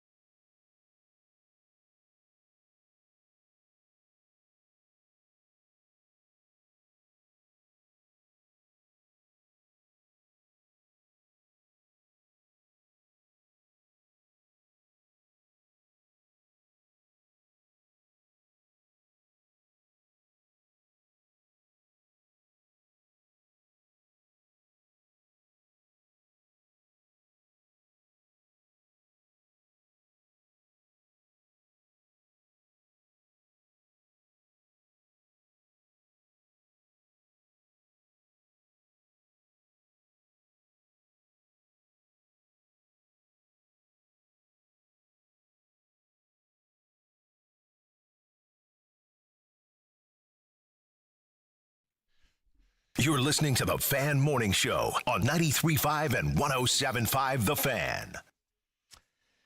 KB, JB, Jeff, Mark Dykton over there in his Bears sweatshirt hoodie right there. You're good to go? It was nippy outside this morning. I had to throw something on. All right. It was. First thing I saw. You guys are underway, right? Your off-season program? Uh-huh. Yeah, because the new head coach, so you get the early start. What do you think of Ben Johnson? You excited about that? Oh, you want to talk about sports arousal. He's the most hyped. The only person more hyped than Ben Johnson is Arch Manning. Yeah. Wow. There you go. I like that. How about I'm yesterday? excited. I saw, this whole Nico, I don't even know how to pronounce his last name, the quarterback from Tennessee, leaving because he's not getting paid or whatever the full story is on that. He wanted to rework his close, NIL James. deal or something? Was that what it was? Go ahead, James Boyd, again. Give that I think to it's us. Io Mayavala. Iamaialava? Sounds great. Yeah. Quarterback sure. Nico is what I'll go with here. Arch Manning, of that recruiting class, he's the only one of the top, I think it's 8 quarterbacks in that recruiting class to have yet to transfer. Everybody just wants a better deal, and I get that. I'm curious, though, in the Nico thing, what you guys Doesn't seem think. like it's been handled maybe in the Right. cleanest fashion. Well, a couple of things can be true. I'm fine with a kid who wants to better his life, and I've got no problem with kids getting paid, whatever. That's the world we live in. I'm not mad about that. I just don't know that he and his people handle it the right way, and also don't think that I know that Tennessee went to the playoffs, but it was largely on the strength of their defense, and he didn't really play all that well against the top-flight SEC competition Not that at he all. faced. We should probably emphasize the people of the handling of this all. It's another reminder to me if we just need some guardrails. I've tried to make this analogy before. It seems like we're on a Texas rural highway. Anything goes. Mm-hmm. And I don't ask us to be on Carmel roundabouts, but I ask for a little bit of guardrails. And really, I would argue maybe it's more portal related than it is NIL related. So what does that look like? Again, I don't have some grand idea. I wasted my good idea in the 7:30 hour. I don't even know if it is a good idea or not, but that was my one good idea here in the month of April. But when it comes to NIL and transfer portal, just give us a little bit of clarity so you don't have the day before the spring game a he said, she said of, wait, I'm leaving the program. Wait, Josh Heupel saying, no, we kicked him off the team. I mean, what's going on here? Well, I think also, too, and James, you might be able to speak to this, it feels like the NCAA has been kicked around in court a little bit the last couple of years, and they've almost taken a step back, and they're almost waiting for maybe some laws or some guardrails from Congress or somebody like that, because they keep feeling like, well, every time we kind of try to do something, we're getting kicked back to the curb, so tell us what to do. It kind of feels like nobody knows where to go from here. So I believe in my AP US class, they called it laissez-faire, hands-off approach. Laissez-faire, yeah. Laissez-faire. James Boyd's pulling them all out today. A little humble brag there with the AP drop. I mean, he's going to get some Thomas Paine reference my going teacher, here. the way he will make us remember it, he would throw the term out there, and everyone in the class had to go like this, put their hands up. And so if you were the kid who didn't do it, it's like, come on, man. That's like the one joke that he has. So it kind of stuck. Shout out to Dr. Morrow from RHS That's Romeoville teaching High right School. there. That is the peak teacher joke. Yeah, that is. It is. That's why it stuck all these years later. But I think it is a little bit of that. But going back to Nico, and I'm listening to his name, as you guys were talking, it's Iamaiava. Yeah. And I think that I wonder how he views his long-term future, because in the short term, it's like, oh, I'm going to, back out of this deal. They were going to pay me, 2.4, 2.2, something in that range. I want 4 is what reportedly he was asking for. And even if you do get it from some school, going forward, how will NFL teams view you, especially if you don't ball out? Like, you have to go to a school and crush it. I mean, the last game you played for Tennessee is not one that's very memorable, to your point, Jeff. It's like, it's hard to ask for a raise when you go out like that. And it's like, man, it's different if you had a banger game and it's like, well, you know what? My stock will never be higher. And perhaps it won't be, but for them to call his bluff, I do think that the team is worse off without him. I think they're worse off in the short term than he is. But ultimately, it's like, will you even get the $4 million you're seeking? And at what cost long term if you want to play in the NFL? So, I believe his dad is his agent. I don't know how much that factored into the decision, but I would just caution a lot of these athletes. And, of course, I've never been in this position to make this kind of money, so it's hard to kind of criticize. But I'm just like, man, don't burn some bridge, trying to get the quick money, and the long money or the long game gets sacrificed for it. It's going to be fascinating to watch moving forward because, as you point out, Kevin, right now, it's kind of anything goes. Wild, wild west out there. Looking forward to that. Great conversation you guys had with Rick Carlisle just a moment ago. KB, what'd you take from that? That sounds like a coach that's relaxed and ready to go for the postseason. He's been there, done that, seen it, and he's excited. It's what it sounds like. Well, and to I me. also think he views this week as kind of a big week. James and I were talking about it last segment of it's unusual for an NBA team in today's league to have 3 practices in 1 week. So he brought up transition defense a lot. I would say one of the most encouraging aspects to this series, if I said to you guys, what is the Pacers' biggest deficiency, what would you say? Defense, James, what would you say? Biggest deficiency? I would say. What worries you? If you had to make a trend series? of no, just as a team as a whole. Like if I were to say to you, if the Pacers lose this game, what has been a common trend throughout this season? Like when they lose, typically what happens? I feel like they start slow. And sometimes they play up or down to their competition. So to me, that there's always like these lulls in the game where I'm like, man, where'd you go? Where'd the offense go? Where's the continuity? And it gets stagnant. And so that to me is always a troubling sign for them. This probably predates Rick Carlisle a little bit, so I hope I'm not going too far back, but I still think it's a theme with this year's team. I think when the Pacers typically struggle, they don't defend the glass. They're not a good rebounding team. And if you look at it, Milwaukee is the worst offensive rebounding team in the entire league. So that, to me, is an encouraging sign for the Pacers. It kind of goes back to how we viewed Purdue a little bit when the tournament started. Okay, what concerns you if you are Purdue? Like, what do you not want to see in a first-round matchup?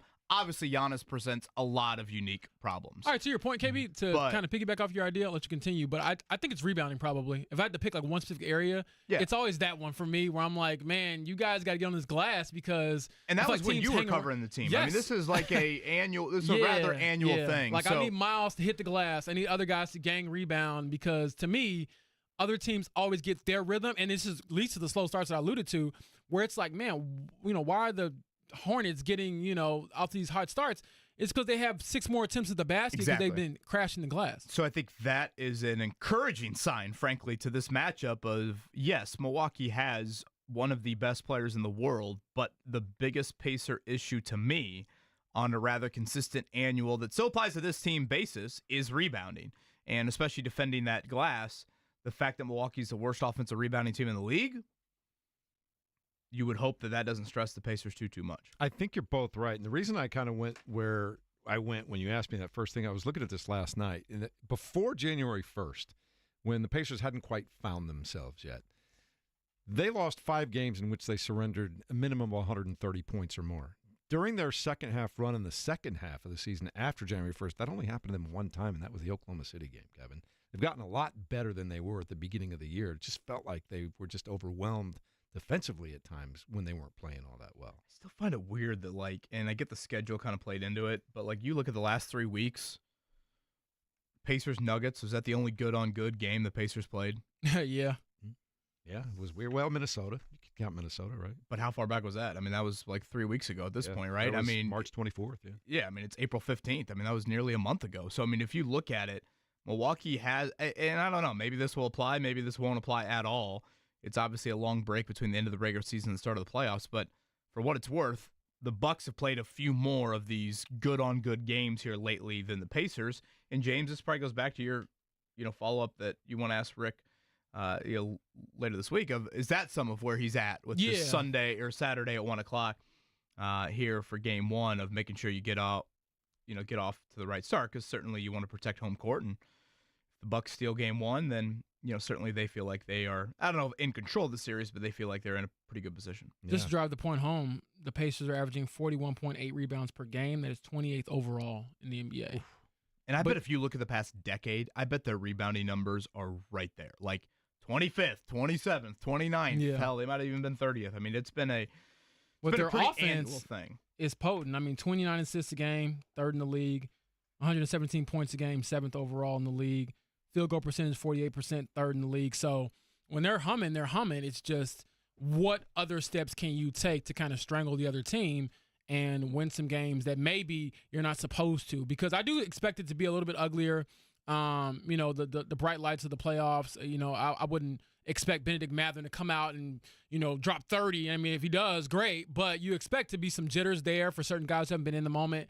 Jarris Walker, like Rick Carlisle talked about, maybe him getting more serious minutes this time around. And so it'll take some time to settle in. But what, you can make up with is rebounding and defense and things that, maybe aren't as, they don't fluctuate as much when it comes to just making shots and missing shots. Yeah, to your point too, Kevin, since that Oklahoma City game where they lost on the road, Sacramento, Charlotte, Utah, the Denver game that you brought up is a real good team. Washington, and then they played Cleveland twice without all their guys, and they also lost at Orlando.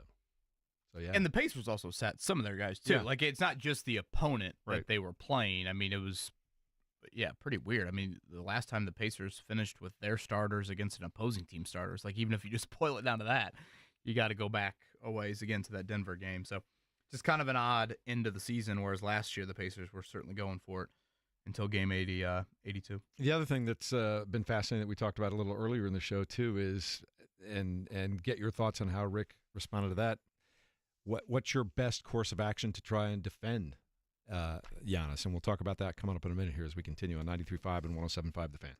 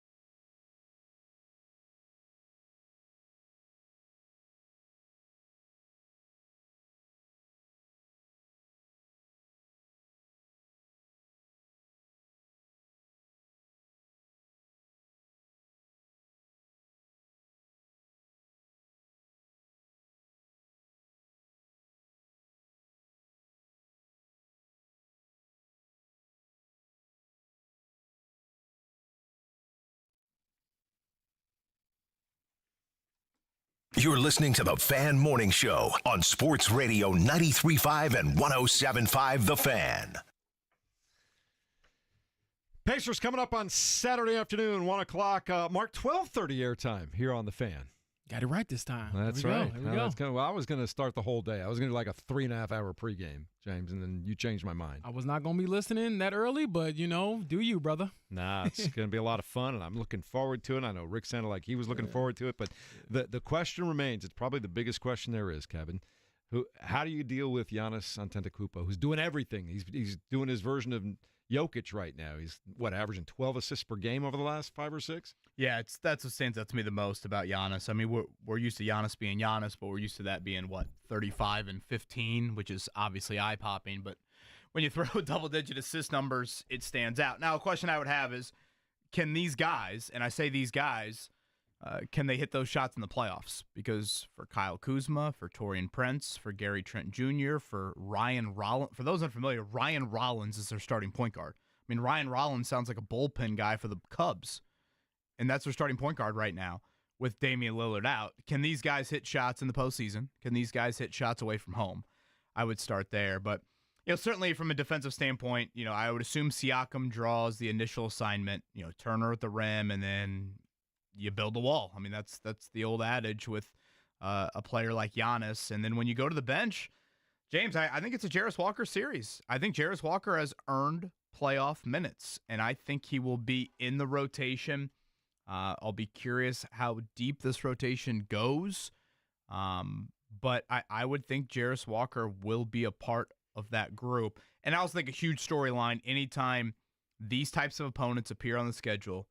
What can you do in the non-Giannis minutes? He's not going to sit for very long, but let's say he sits for 5 to 7 minutes a game. You have got to win those minutes and win them in a significant manner. I also think that's a strength of the Pacers, though, too. I mean, their bench is as good as any bench in the Sure. NBA. But, again, playoff benches can look different. And, that's just a question you have. And last year, the Pacers still were able to tap into it. They picked up full court.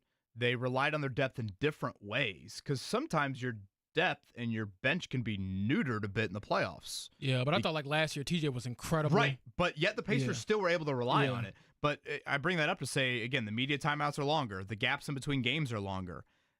So you don't maybe have as much of a 8, 9, 10-man rotation, the full hockey subs that you see kind of early second quarter, late third quarter for NBA teams. But yet last year, again, the Pacers did rely on it, and that's where I think the Pacers can attack Milwaukee, is the lack of ball handlers that the Bucks have, is an inexperienced point guard. As much as Kevin Porter Jr., I think, could be kind of a difference maker for the Bucks off the bench, again, it's still a different atmosphere for him and Ryan Rollins, assuming Lillard is out. How much can the Pacers pressure them full court? I'm also curious to see, and someone pointed this out to me on social media the other day, Andrew Nembhard last year in the playoffs played out of his mind. He's a career regular season guy, 10 points a game. Last year's playoffs, 15.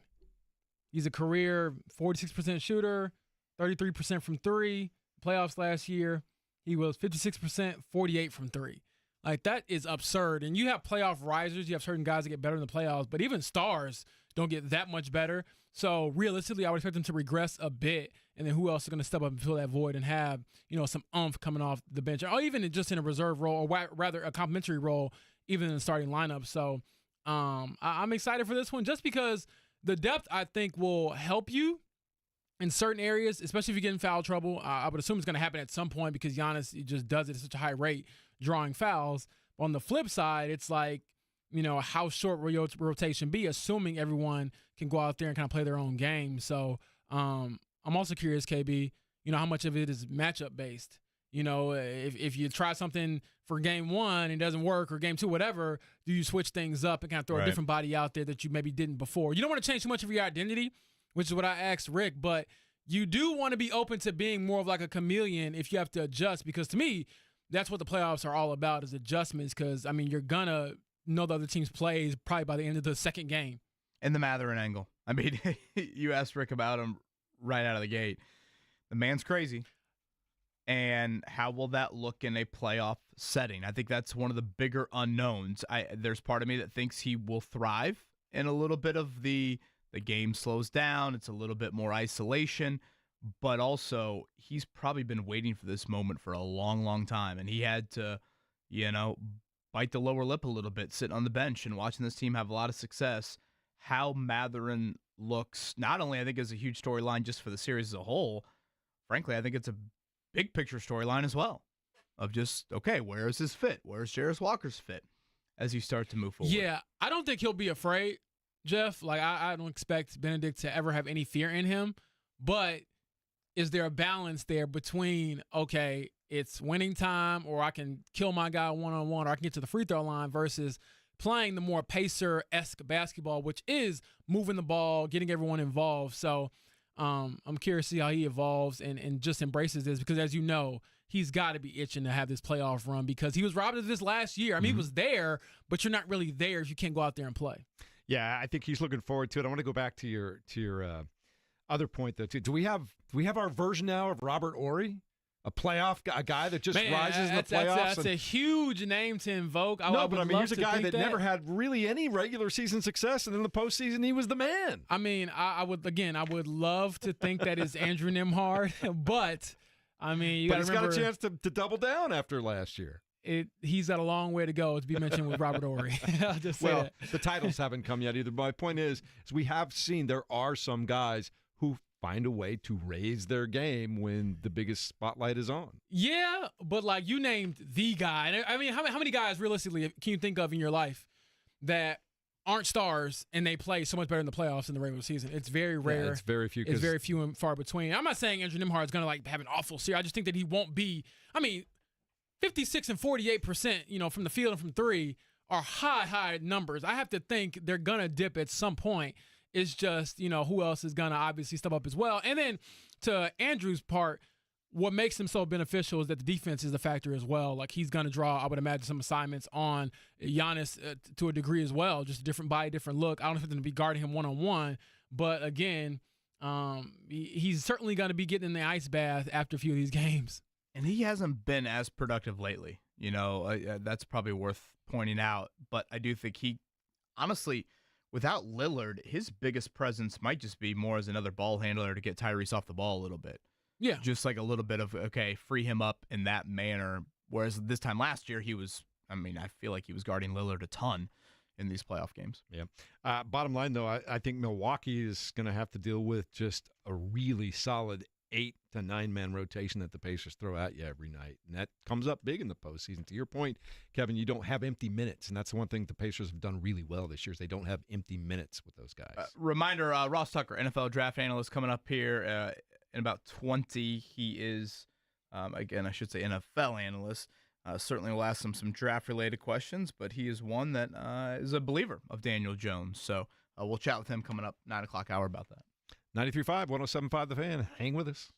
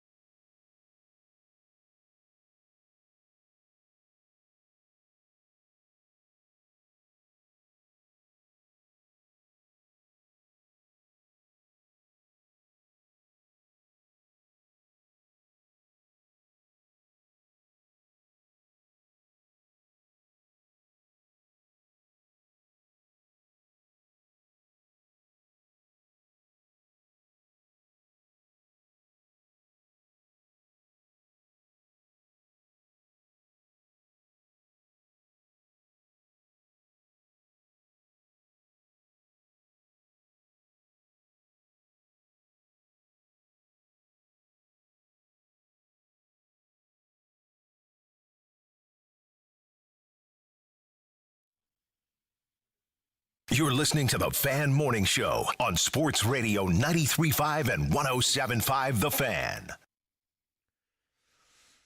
Yes, it's tax day. Yes, it's Tuesday. Yes, we're gearing up for the play-in games tonight. But you know what more importantly it is today, gentlemen? It is Cluster Truck Day. I didn't know where you were going with this. I know. I was like, wait a second. Cluster Truck Day. Stomach is growling. It's one of the best days of the week, is it The not? pimento cheese sandwich was excellent. We had a little cluster truck over the weekend. A reminder, promo code FAN. You will not regret it. A wonderful menu there, variety of menu options there. And my favorite part, it's piping hot when it shows up to the door. So, yes, Tuesdays mean cluster truck, and that makes me happy. Kevin posited an idea in the first hour, and I can't let go of it. I love this idea. The more I think about it, I love the idea of not all the time, but every once in a while having a day in any season for any sport. I'm not saying every once in a while. I'm saying one time a year. I don't want to get greedy with this. That's why I say every once in a while. That's 1 year. One game a year. You walk in, and let's just use the NBA, okay? Let's use the Pacers. 41 home games out of the year. One night, you treat the use of cell phones in the arena like Augusta National. No cell phones allowed. Past security. Just like it is at the Masters. No cell phones allowed. Past security. You will focus. You will clap. You will not scroll social media. And I'm talking to myself, folks, when I say this. I mean, I'm literally talking to Kevin Bowen. You will be locked in on the game itself. Some might think it's a horrific idea, but I feel like the more I've put it out into existence, some might say that it could work. You could label it like 90s night at the game. Right? It's 90. We're going back to the 90s. No cell phones. Pagers are allowed, but not cell phones. I mean, that's how I felt going to Green Bay. Should we bring back those hickory season. Uniforms? Yeah, I told you, peach baskets, hickory uniforms, and everyone has to talk in the 1960s style sports writer or sportscaster. Mark does it really well. I can't do the voice where they're like, come out to Gainbridge Freed House and see the boys play some basketball. yeah.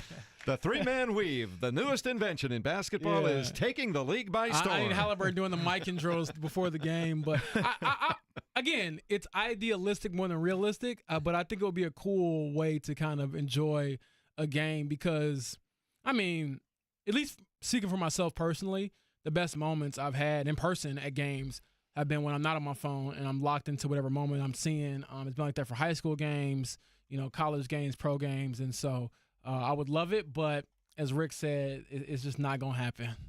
Sorry, KB. Well, man can Don't dream. they say that no idea is a stupid idea? But they lied. Yeah, they lied. They lied about that. It's like when I was in school and they would say that there's no dumb questions. I would ask the dumb questions. The reason why I brought this up is I thought the background shots of Rory McIlroy specifically, and I'm not talking about even the make on 18 or the make in the playoff. I'm talking about the miss on 18. Like you watch the people with their audible hands on their heads and just the absolute shock and awe of, I can't believe he missed that. And not necessarily, here I am recording the putt, and you just lose a little bit of that sort of reaction in the arena. I mean, for us on TV, we probably don't feel it as much, but I don't know. There's just and I know I'm being very old man on my lawn here with this comment, and, it's probably not the 35-year-old comment. It's probably more the 55 or 65-year-old comment. But there's just something that even I felt. 2019, I went to the Tuesday practice round at the Masters. It's just different when you are out of touch. And sure, from an emergency standpoint, it's probably a little scary at times. But I think there's something that's pretty cool about it. So one night out of the year, NBA teams, Major League Baseball teams, why not? I mean, let's be honest. If you're the Sacramento Athletics, it's not like anyone wants to film your team anyways. So, wow. That's a low blow. But how about Am I wrong? This is true, but how about Ken Griffey Jr. getting some fire photos of I Rory at the Masters? I mean, obviously a lot of it has to do with, the access he can get and the camera equipment costing an arm and a leg, literally. But I thought he had some incredible shots. And for those unfamiliar with what James is talking about, Ken Griffey Jr. has found a calling, really, after baseball and wanting to be a sports journalist from a photography standpoint. We've seen him at IndyCar races. Yeah, I think he works for Getty right now. So, I mean, these aren't I want to say the St. Pete race. Yes, these are very. I mean, you would see these images and think he's a Sports Illustrated photog. Yeah, this isn't like some gimmick. Like, oh, they gave him a camera and he's just like, nah, he's legit. Yeah, and so I saw his shots from Rory's final putt, and it was really cool. So yeah, shout out to Griffey because I think a lot of athletes tend to struggle, at times of what exactly they're going to do from a post-playing career. And Ken Griffey Jr. behind the camera has found that. Ken Griffey Jr. and Randy Johnson. Randy Johnson too. Yeah, another one. Yep. Kevin, I was thinking of great photos in recent times where what you described at the Masters the other day, where all you could see was the anticipation with people, right?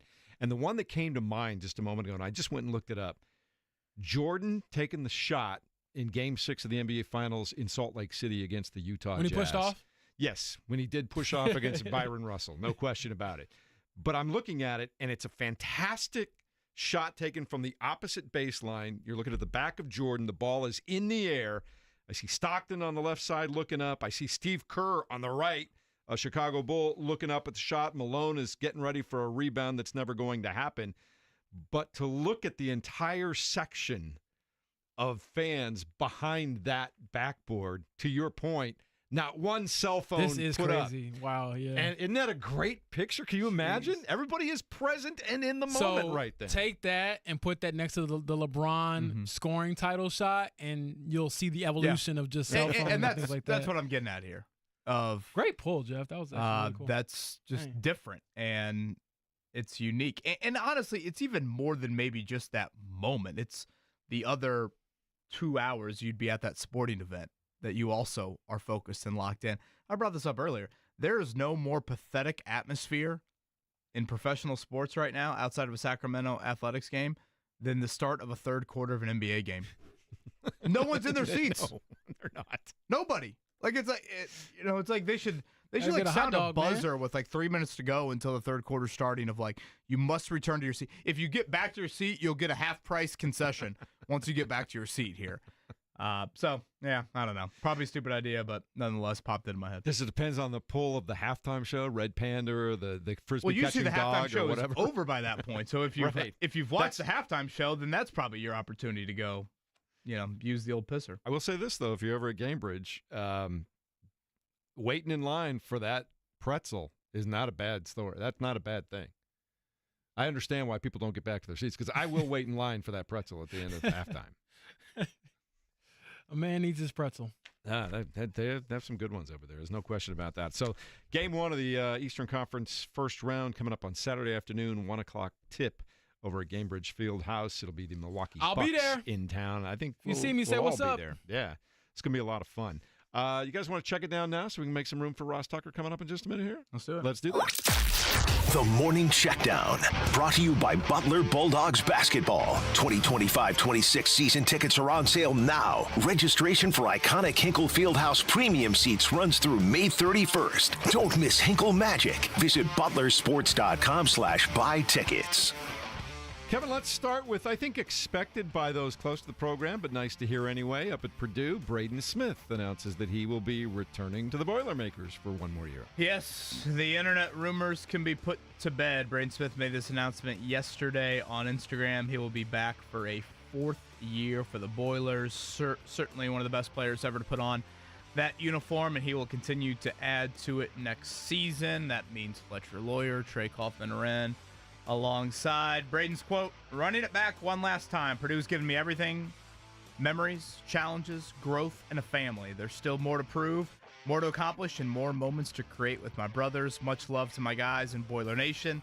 Let's make this next year unforgettable." All right, WNBA draft came and went last night. No number one overall pick, no first round pick, as a matter of fact, for the Indiana Fever, JB, but Paige Beckers goes first overall to the Dallas Wings. Yeah, it's going to be a tough roster to make. They picked up, 3 players I think that can certainly, make a roster. It's just that this roster, with the pieces they've added, it'll be tough, but I'm excited for it. And we'll have camp coming up here pretty soon. I believe last year, the first day of Fever training camp, like the day after the draft ended, so we'll be hearing from Caitlin Clark and company very soon. All right. In the meantime, Major League Baseball continued last night. Light schedule on a Monday. San Diego Padres is over the Chicago Cubs by a score of 10-4.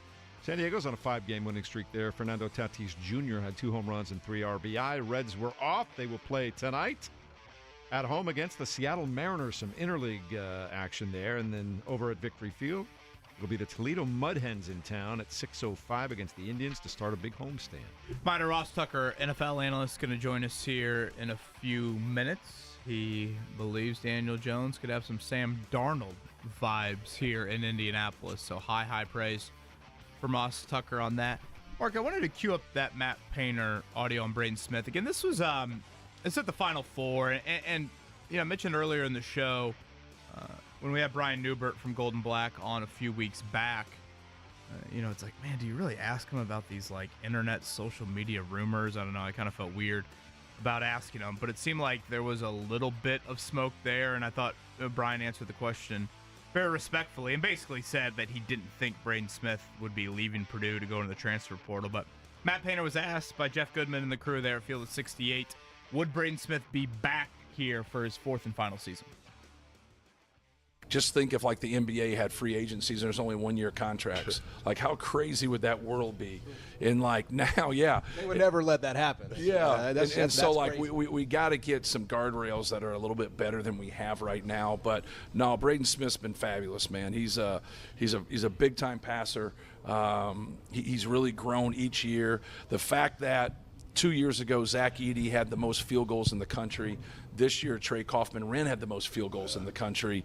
And then Braden to have more assists this year after losing Zach Edey is an unbelievable, accomplishment. But he's done more than that. He scored the basketball for us. He made a big-time defensive play at the end of the Houston game that should have given us the ball and a chance to win the game. But, like, he stepped up for us, and, he's deserving of being a first-team All-American. That's a man, Braden Smith, first and only player to ever have 2 games in the same NCAA tournament of 15 or more assists. Really? Yeah. The Houston game will always stand out to me for Braden Smith, honestly, from the 15 assists and 3 turnover night. Like, people don't do that against Houston. Assisted on every single of Purdue's baskets in the second half. I mean, look at what Houston did to Duke. Look at what Houston even did to Walter Clayton Jr. in the championship game. Look what they did to Ryan Nembhard the game before, Braden Smith. I mean, that's what Houston does. They suffocate the opposing point guard. They don't allow him to be a quarterback, and Braden Smith was able to overcome that and have a historic night. So it's great for college basketball, and certainly expectations will be high. I was thinking about this on the drive in. In a weird way, I'm curious if expectations are even higher than Zach Edey's final season. Of maybe a little bit of a, hey, you finally got to get to a Final Four. So, like, maybe that pressure was high. This will be a little different pressure. But when you bring back your starting point guard and shooting guard for a 4th straight year, guys, that doesn't happen in present-day college basketball. No. That does not happen at all, let alone Trey Kaufman-Wren, who was a great college basketball player this year, is also coming back. And the Final Four is in your own state. You add up all of that, and this will be quite a pressure-filled season, rightfully so, and earned for Purdue. Well, the national folks like it. The books like it. I was just for fun looking up some odds for the NCAA championship way too early, obviously. But right now, Purdue and Houston are tied for the second best odds. Other than that, you got to go to Duke. Those are the 3 favorites right now from the betting odds. Doesn't Duke lose a ton? Yeah, but they also bring back every year they get 3 or 4 McDonald's All-Americans. Yeah, I mean, they went through. But I don't think Cooper Flag's one of those. Yeah, exactly. So maybe that'll change some things. Yeah. But, I mean, the older teams usually do have more success, so I don't see any reason why Purdue wouldn't be ranked in, like, the top 10 preseason come next season. It's going to be a lot of fun to watch, and they should have better play inside in the post position, don't you think, with Clough coming in as a transfer? Yeah, for sure. And then, again, you have the head of the snake, Braden Smith, best point guard in the country. Not my opinion, is just a fact when you're his first-team All-American. So I'm excited to see what he does. What do you think his NBA draft ceiling would have been this past year? I have no idea. People always ask me these things, and I think they see, quite frankly, a white point guard, and they're like, oh, T.J. McConnell, they don't even play alike, and he's 6 foot. T.J., I believe, like 6'2", so I don't know, but I'm sure he'll get at least some consideration for the NBA. Ross Tucker joining us now on the Fan Morning Show on the Payless Liquors hotline. You can see Ross everywhere. Right? Like, you have more jobs than anybody I know, Ross. That's a good thing. We like that, but welcome to the program. How are you? I'm doing fantastic. Yeah, people say that all the time. I take it as a compliment. I guess it'd be really nice if I had one of those like really high paying ones where you only need one, because this is interesting timing for you to bring that up. I get a lot of 1099, so it's a good problem to have, but a pain in the butt around tax time, that's for sure. Fitting on tax day, we have Ross Tucker, host of the Ross Tucker Football Podcast. You can check him out social media-wise at Ross Tucker NFL. Ross, we always enjoy your insight, so we appreciate the time. You made a bit of a headline, I think, here from a local standpoint a few weeks back when you referenced Daniel Jones as this year's Sam Darnold. That is more belief in Daniel Jones versus you're done with Anthony Richardson, I assume? Yeah, I think it's a combo of both. And I kind of felt that way about Daniel Jones, really no matter where he was going to go. I thought, there's a reason why the Vikings tried really hard to keep Daniel Jones, right? I mean, even though they have J.J. McCarthy, and I think they were resigned to losing Darnold, they really tried to keep Daniel Jones there. I think that Kevin O'Connell believes in Daniel Jones and thought that he could play at a high level in that system, and so do I. I guess I kind of saw it firsthand this year with Saquon Barkley calling the Eagles preseason games on TV and doing a lot of work for their team, seeing the difference it was for Saquon Barkley to have a real offensive line, to have other weapons around him. You go back and look at Daniel Jones. I mean, who are the best receivers that he had with the Giants? They had a bottom 5 offensive line every year he was there. And yet, by the way, he still found a way to win a road playoff game, which is an accomplishment for any quarterback. And so, especially, by the way, he played awesome in that game at Minnesota, which probably why Kevin O'Connell believes in him so much, because he saw how well he played in that big spot. But yes, I think Anthony, we all know the physical ability that he has.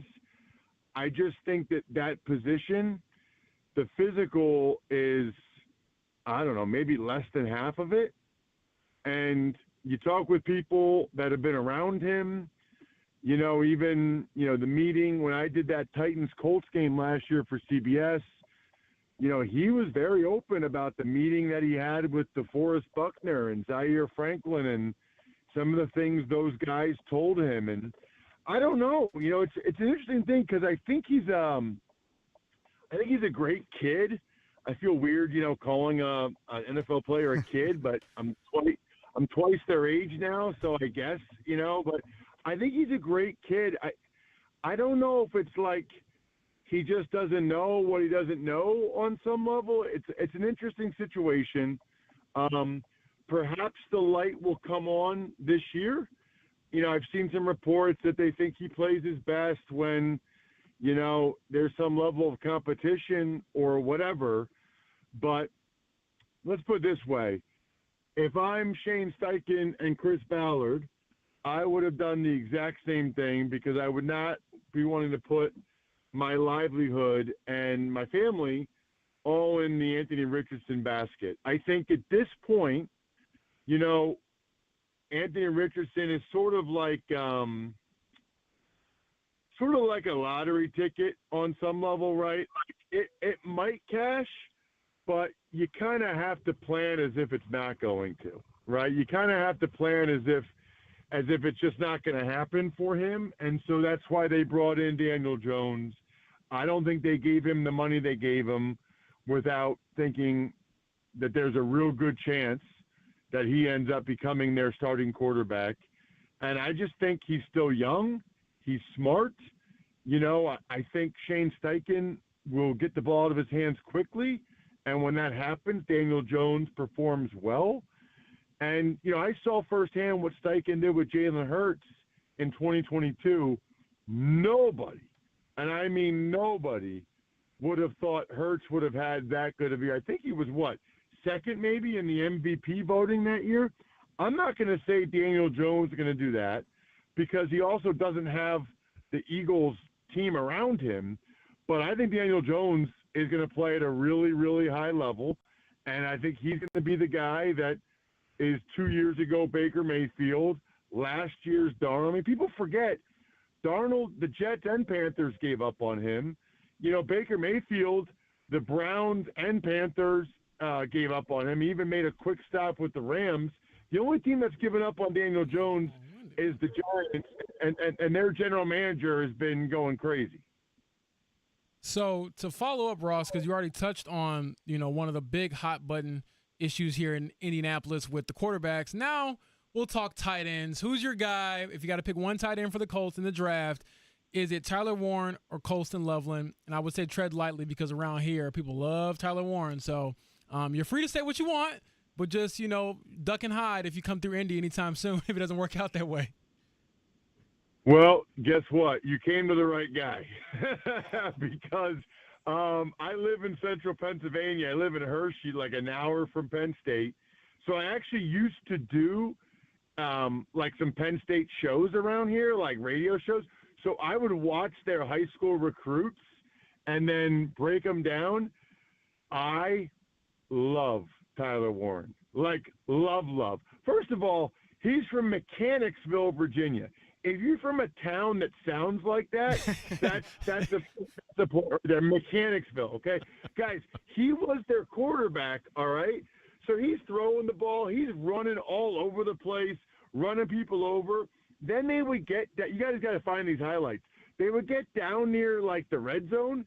They would bring the backup quarterback in and put Tyler at wide receiver, ex-receiver, and just throw him a fade ball, and he would just head tap on these poor cornerbacks that were trying to cover him.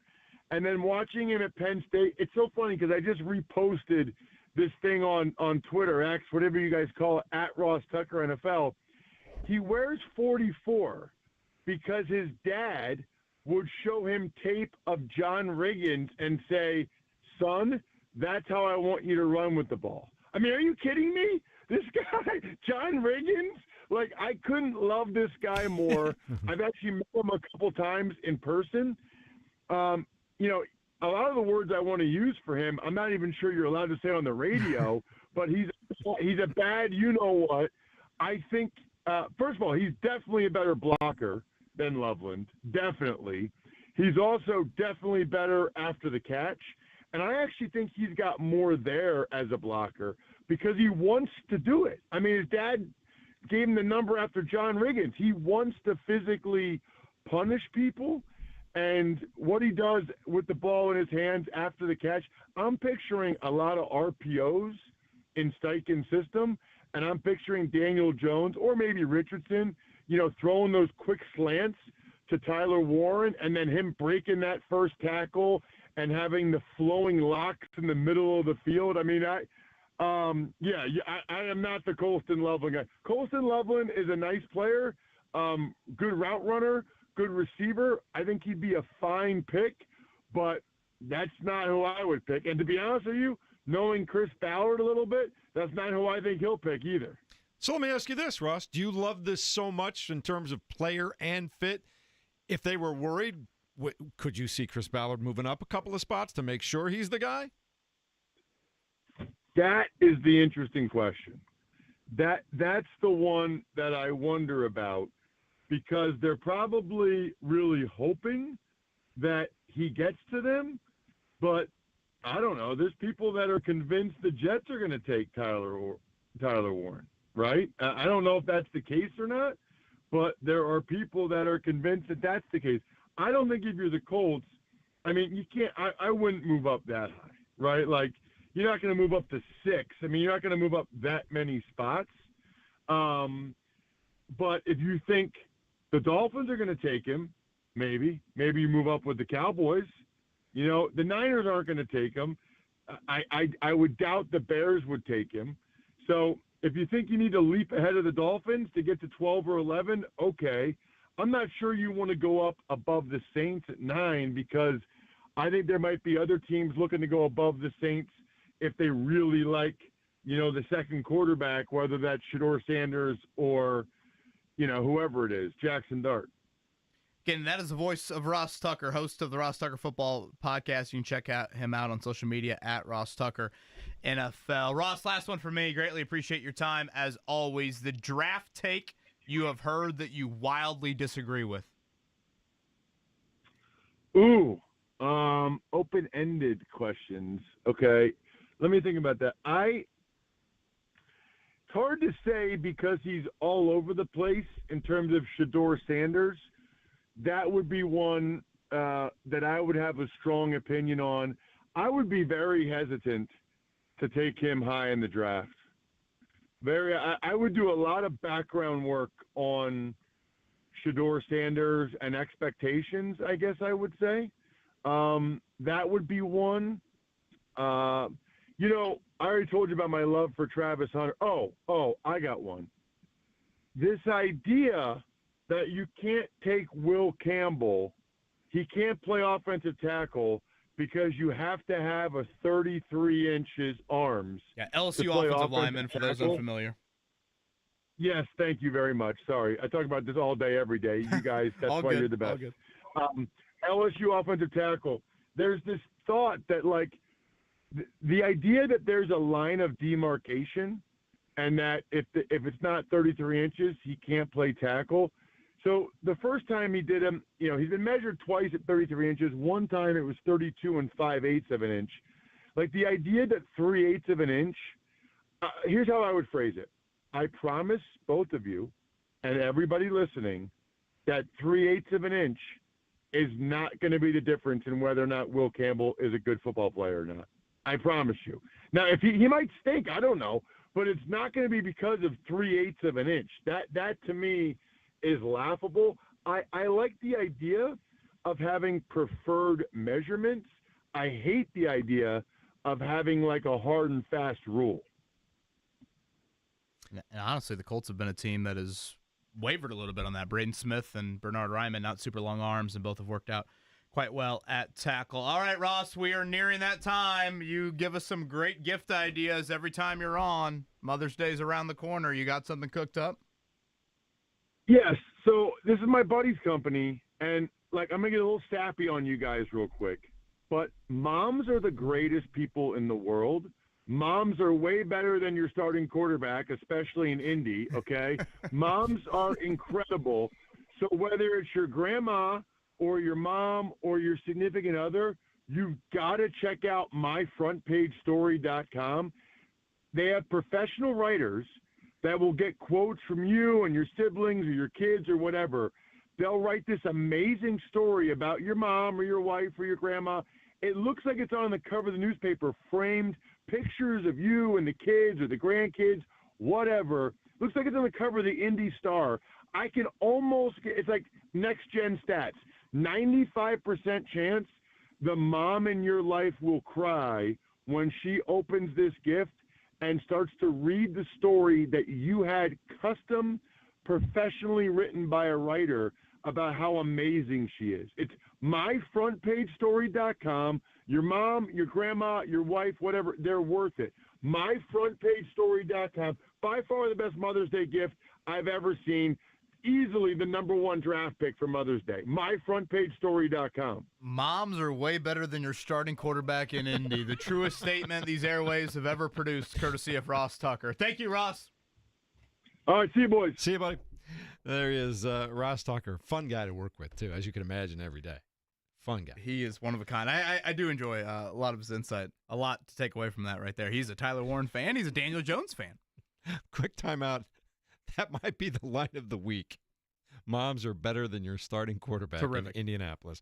All right, coming up in a moment, we've got the super stat of the day, Jiffy Lube style from Scotty Johnston, and we'll check out what just got delivered to us from Cluster Truck, too. So hang tight as we continue on the Fan Morning Show, 93.5, 107.5 The Fan.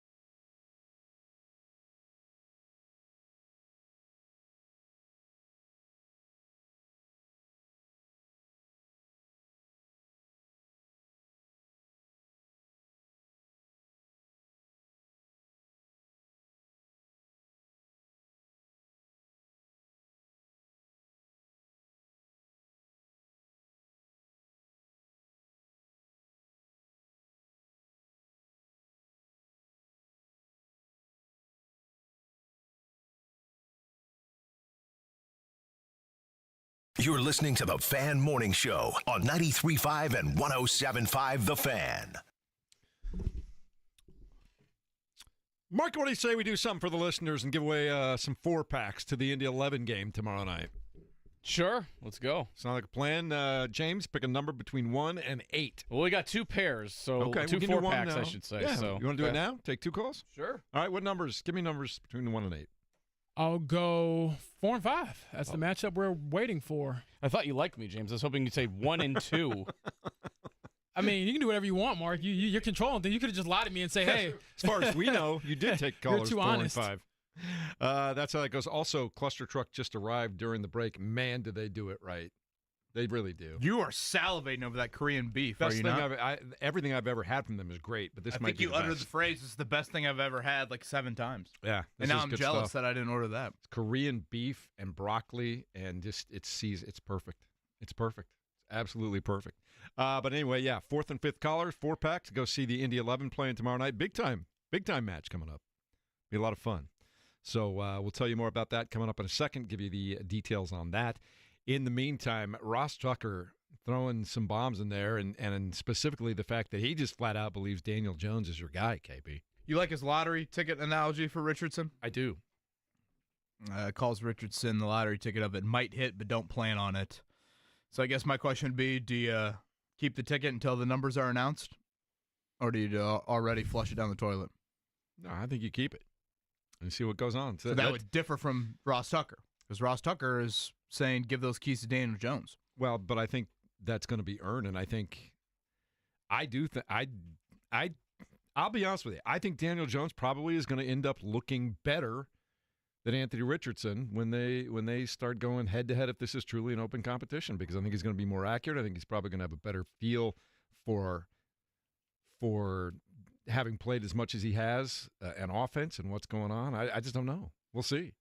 Yeah, the hard thing about Anthony is that you can't really evaluate him without live football reps. I know the joint practices, which we haven't heard what their opponent will be just yet, but assuming those will be huge days for both quarterbacks. The preseason games, I think, will be obviously bigger news than in years past. And then the real game reps. So it's just hard for me to see them, again, moving on from Anthony before he starts another game for the franchise. But I certainly think that he will not be safe. Neither one will be, honestly, because I just know myself and I can predict the future to a certain degree. If we come out in week 1 and no matter who it is, if it's Daniel or if it's Anthony, if they struggle and they lose, and I know the Colts are cursed in week 1 as it is, all of us will be asking, is this your guy moving forward? Which is a fair question to ask because we don't know at this point. I don't think they know at this point. Yeah, I have a question on just like, what does it have to look like for Jones to be the week 1 starter? And James, I say that because I bring up you and I watching every single Richardson throw in last year's training camp. To me, there's no way Richardson wouldn't have been the week. Like, I didn't think there was that big of a difference between Richardson and Joe Flacco in last year's training camp. If we want to talk completion percentage, Anthony Richardson was 65% last year in training camp. You think you'd sign up for 65%? I mean, he threw, a couple of interceptions, and several of those were just heroic plays by Julian Blackmon. So that's where I'm kind of hard-pressed. If Anthony Richardson has the same training camp he had last year, I don't see where That's Daniel what I'm saying. Jones Like, would all of a sudden be the week 1 starter. Yeah. But I think because they brought Daniel Jones in, it's like if you give us any reason, it's over. So you think like the door is more cracked, I guess is what you're saying? Yeah, I definitely think the door is cracked. I mean, when you pay the guy that amount of money, when you say it's open competition, I think you have to go out there and certainly prove yourself in the mental reps and the non-contact portions of the offseason. But on top of that, I just think that you're never really going to be out of the competition. Like, to put it in shorter terms, this competition will not end by week 1. It will be throughout the entire season, especially if it's Anthony leading the way. Gosh, that's frightening. But am I wrong to No, say no, that? you're not wrong. I mean, So what do you guys think preseason looks like with these two guys? Well, I don't think it's going to be that drastic. I really don't. I mean, Richardson was 65% last year in training camp, and But just in terms of playing time in the preseason, what do you think it looks like? oh, well, what I think it should be is a lot different than what I think it'll actually be. Again, last year Richardson played 2 series in the first game, none in the second, half in the third. I would like to say whoever is your leader gets the opening quarter in the first preseason game, the other guy gets the second quarter. You flip that in week 2, and then I think you commit to a guy for the week 3 preseason game for an entire half. Yeah, I mean, we'll see how it goes. I'm just not gonna marry myself to any quarterback for the entire season or think that, oh man, they picked the guy in August, that's the guy the rest of the way. How long do you think that leash is? Like, do you think it's a month? I think it's a month. A month. So whoever wins the job gets 4 games before you do something. Yeah, I mean, 4 if you really, really struggle. Now, if you play well, then hey, you made the right choice. You keep rolling with that guy. But yeah, if we get a month into the season and you start Daniel Jones and he's stinking it up, we're all going to be asking, well, why isn't Anthony playing? And then vice versa. So, I certainly don't think that this will be something that is done and finished by the end of the summer. It'll certainly be something that lingers, and that's the conundrum the Colts have kind of put themselves in because they haven't found a long-term answer in Anthony yet and maybe ever. And then on top of that, because of the issues with Daniel Jones and bringing him in and the money you paid him, you can't necessarily tell him you haven't had a chance to really compete or you have a right to compete for the starting job when that's what you sold him on to get him here. So, yeah, it'll be very interesting. We're going to have a lot of hands on deck, and, man, I can already picture it now, me sweating and trying to keep track of, completion percentages and stuff like that out there in Westfield when, to me, it doesn't really matter. But this year, I guess it really does matter because every little thing will certainly be evaluated. All right, coming up tomorrow night over at Carroll Stadium, it'll be Indy 11 taking on Inter Miami. May or may not see Messi. We haven't heard a determination on that yet. That's MLS. That's not going to be them. That's not the same Miami. Well, they said, well, that's right. You're correct there. Thank you very much for correcting me. I wish. That'd be awesome. But we have that. Same tickets might be a little crazier. I was about to say, screw these giveaways. Slide them over here. It's funny because I just looked up, is he going to play? And, it depends on his health. And it is obviously talking about another game. But I've got 4 packs right now. I've got one more to give away. So 239-1070. Get on the line right now. 239-1070. I'm just enamored of this Korean beef. That's what it is right now. I'll be honest, that's where my focus is. We'll continue next here on 93.5 and 107.5 The Fan.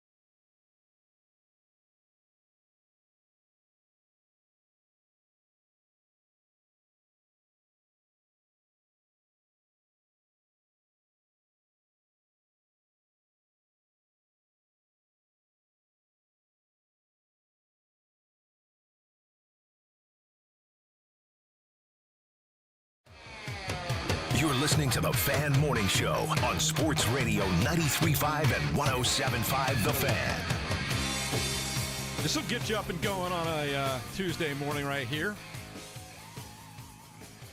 So one thing that's always tough about sports, when you don't get a big game coming up, but you got to wait like multiple days, especially in the NBA when you're used to playing a couple of every night, every other night, 3 games in 5-6 days, something like that, 7 days.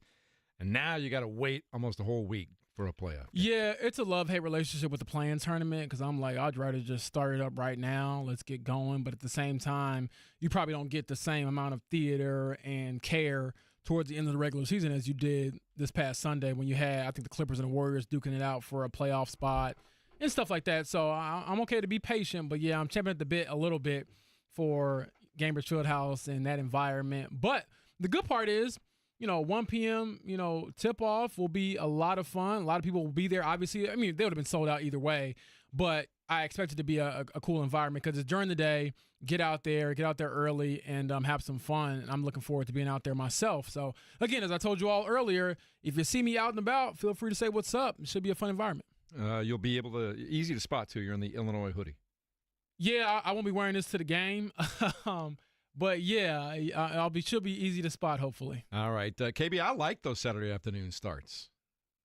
I don't know how you feel about that, but I like those afternoons. Yeah, obviously it's a unique tip time, but yes, Saturday at 1 o'clock. We await what Game 2 looks like. I think it'll be Tuesday night, but no confirmation KB's on going to that. go stalk like the scheduler for the NBA and be like, hey, hurry up with this thing. Yep. And then if I'm projecting Game 5, if assuming there is a Game 5, I would guess maybe that following week there. So I don't know, 28th, 29th. So from planning purposes, I do feel bad because I know a lot of people, especially weekend games, you want to plan, and if you got young kids, it's a little bit different juggling around, so would like to see a little clarity here from the NBA. And, again, tonight you've got a couple play-in games, the Magic and the Hawks.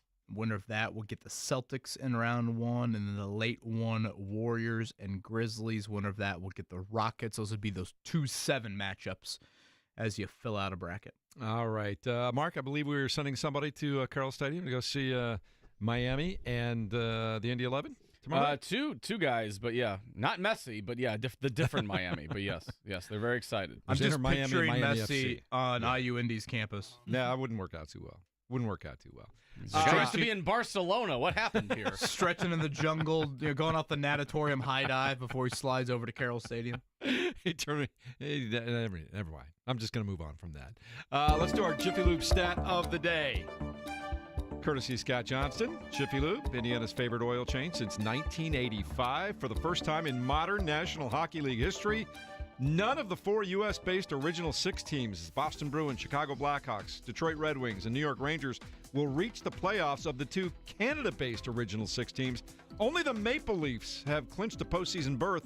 The 6th team, the Montreal Canadiens, can make it as a wild card with either a win or going to overtime in their regular season finale tomorrow against Carolina, or a loss by the Columbus Blue Jackets in one of their 2 remaining games. JB, you've been to an NHL game before, haven't you? Yeah, I've gone to a few in Nashville, actually, so I've enjoyed my Nashville Predator games whenever it lines up with the cold schedule in Tennessee. Didn't you tell a famous story about you and Bob Kravitz hailing a cab after a Predators game? That was when I almost got, kidnapped by an Uber that wasn't an Uber. Yeah, to give you the short version here, out with Bob Kravitz, who I love, and he got tired of walking. Late night with Kravitz. Yeah, so he got tired of walking. Kravitz tell the story. I want to hear your version. Prayers to you. Yeah, he got tired of walking, so he just walks up to a random car when the guy rolls down his window and says, hey, do you need a ride? And he goes, yes. And I'm like, have you ever heard of stranger danger in your life? Like, Max Bowen and Rosie, if you're listening, don't do what Bob Kravitz did because your parents will be terrified. I was 20-something years old and I was terrified. And so I followed Bob into this guy's car, and I'm just thinking to myself, let me check the locks on the doors, make sure I can get out of this thing. And it was $100 to get back to our hotel. And I remember Bob asked me, hey, can you expense it? And I was thinking, there's no way in, hell the Athletic will ever pay us to take this ride. You need actual receipts and actual, itemized things. And so he took the bank brunt on that one. And I don't know if he ever got reimbursed for that. I'm pretty sure he did not. So I got out of it with a free ride, but I was very terrified the entire time. Well, at least he should be worried about stranger danger from somebody taking his money moving forward, if nothing else. I mean, it's Bob. Bob will live, okay? If it's one thing Bob gonna do, he gonna live. He will not know how to, use the tickets to get into the Predators game. No chance. He'll hand me his phone and tell me to figure out where his online digital wallet is. But once we get in there, we have a good time. Bob is gonna live. Now, speaking of this, we've talked a lot today about tickets and sporting events and the use of phones at sporting events, and I had the idea, not sure if it's a good one or not, earlier in the show that the NBA or Major League Baseball should have one night a year where you are not allowed to bring your phone in, a la the Masters.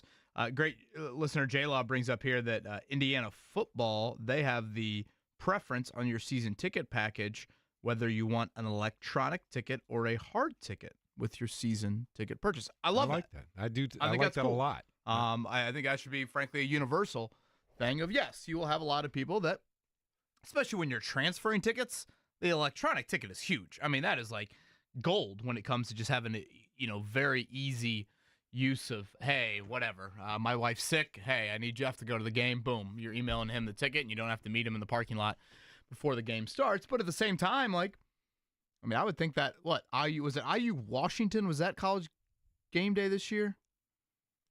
I can't remember correctly. I think one was like big noon kickoff and one was game day. Maybe game day was the Michigan game later in the year. But that would be a really cool ticket. Hey, I went to the IU football hosting of college game day. If I'm making a scrapbook or I want to put something in the man cave, I like the hard ticket for that. Could you make the kick? No, I think I'd feel the pressure. Just in general, could you make the kick even without the pressure? I don't know if I could kick a football. How long is that kick? I usually 35? I think it's like 35 yards. Go to the Children's Museum and practice. They got the field goal set up. Honestly, watching some of these college kids, and yeah, I know the kid from Fishers, right? He made it earlier this year. But yeah, the one dude that tore his ACL kicking. And I'm like, you're a college kid. Your body shouldn't be doing that. My body should be doing that. So considering the doctor told me a few weeks ago that the right big toe looked like a 55-year-old x-ray with no cartilage in there, I'm probably going to go out on a limb and say, if I made the kick, I don't think I'd be attempting to kick ever again. I remember years ago, after the Cody Parkey miss, that infamous miss in the Bears playoffs, Goose Island in Chicago, there's all the fans say, I could have made that kick, this and that.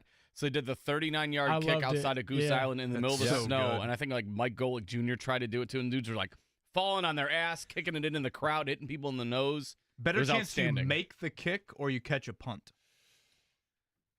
Catch a punt. I'll go off my soccer skill, and I'll say I can make the 39. Yeah.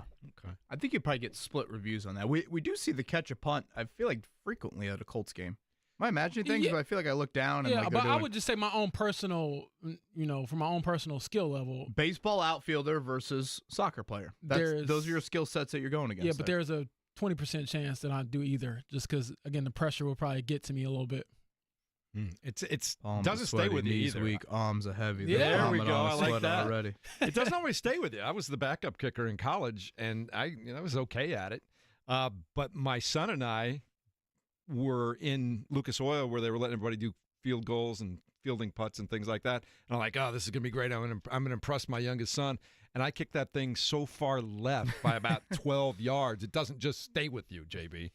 I'd imagine not. It's very hard. But again, the Colts might be looking for some tryouts this summer from the competition for Spencer Charting Strider. quarterbacks and charting kicks. Yeah, welcome to life on the Colts. We got Derek White, longtime listener, saying we got to set these events up. And I'm like, nah, I don't know if we're going to embarrass ourselves that much. It would not look good. Well, maybe I'll get out there, come, next year's combine and do some things. We'll see. All right.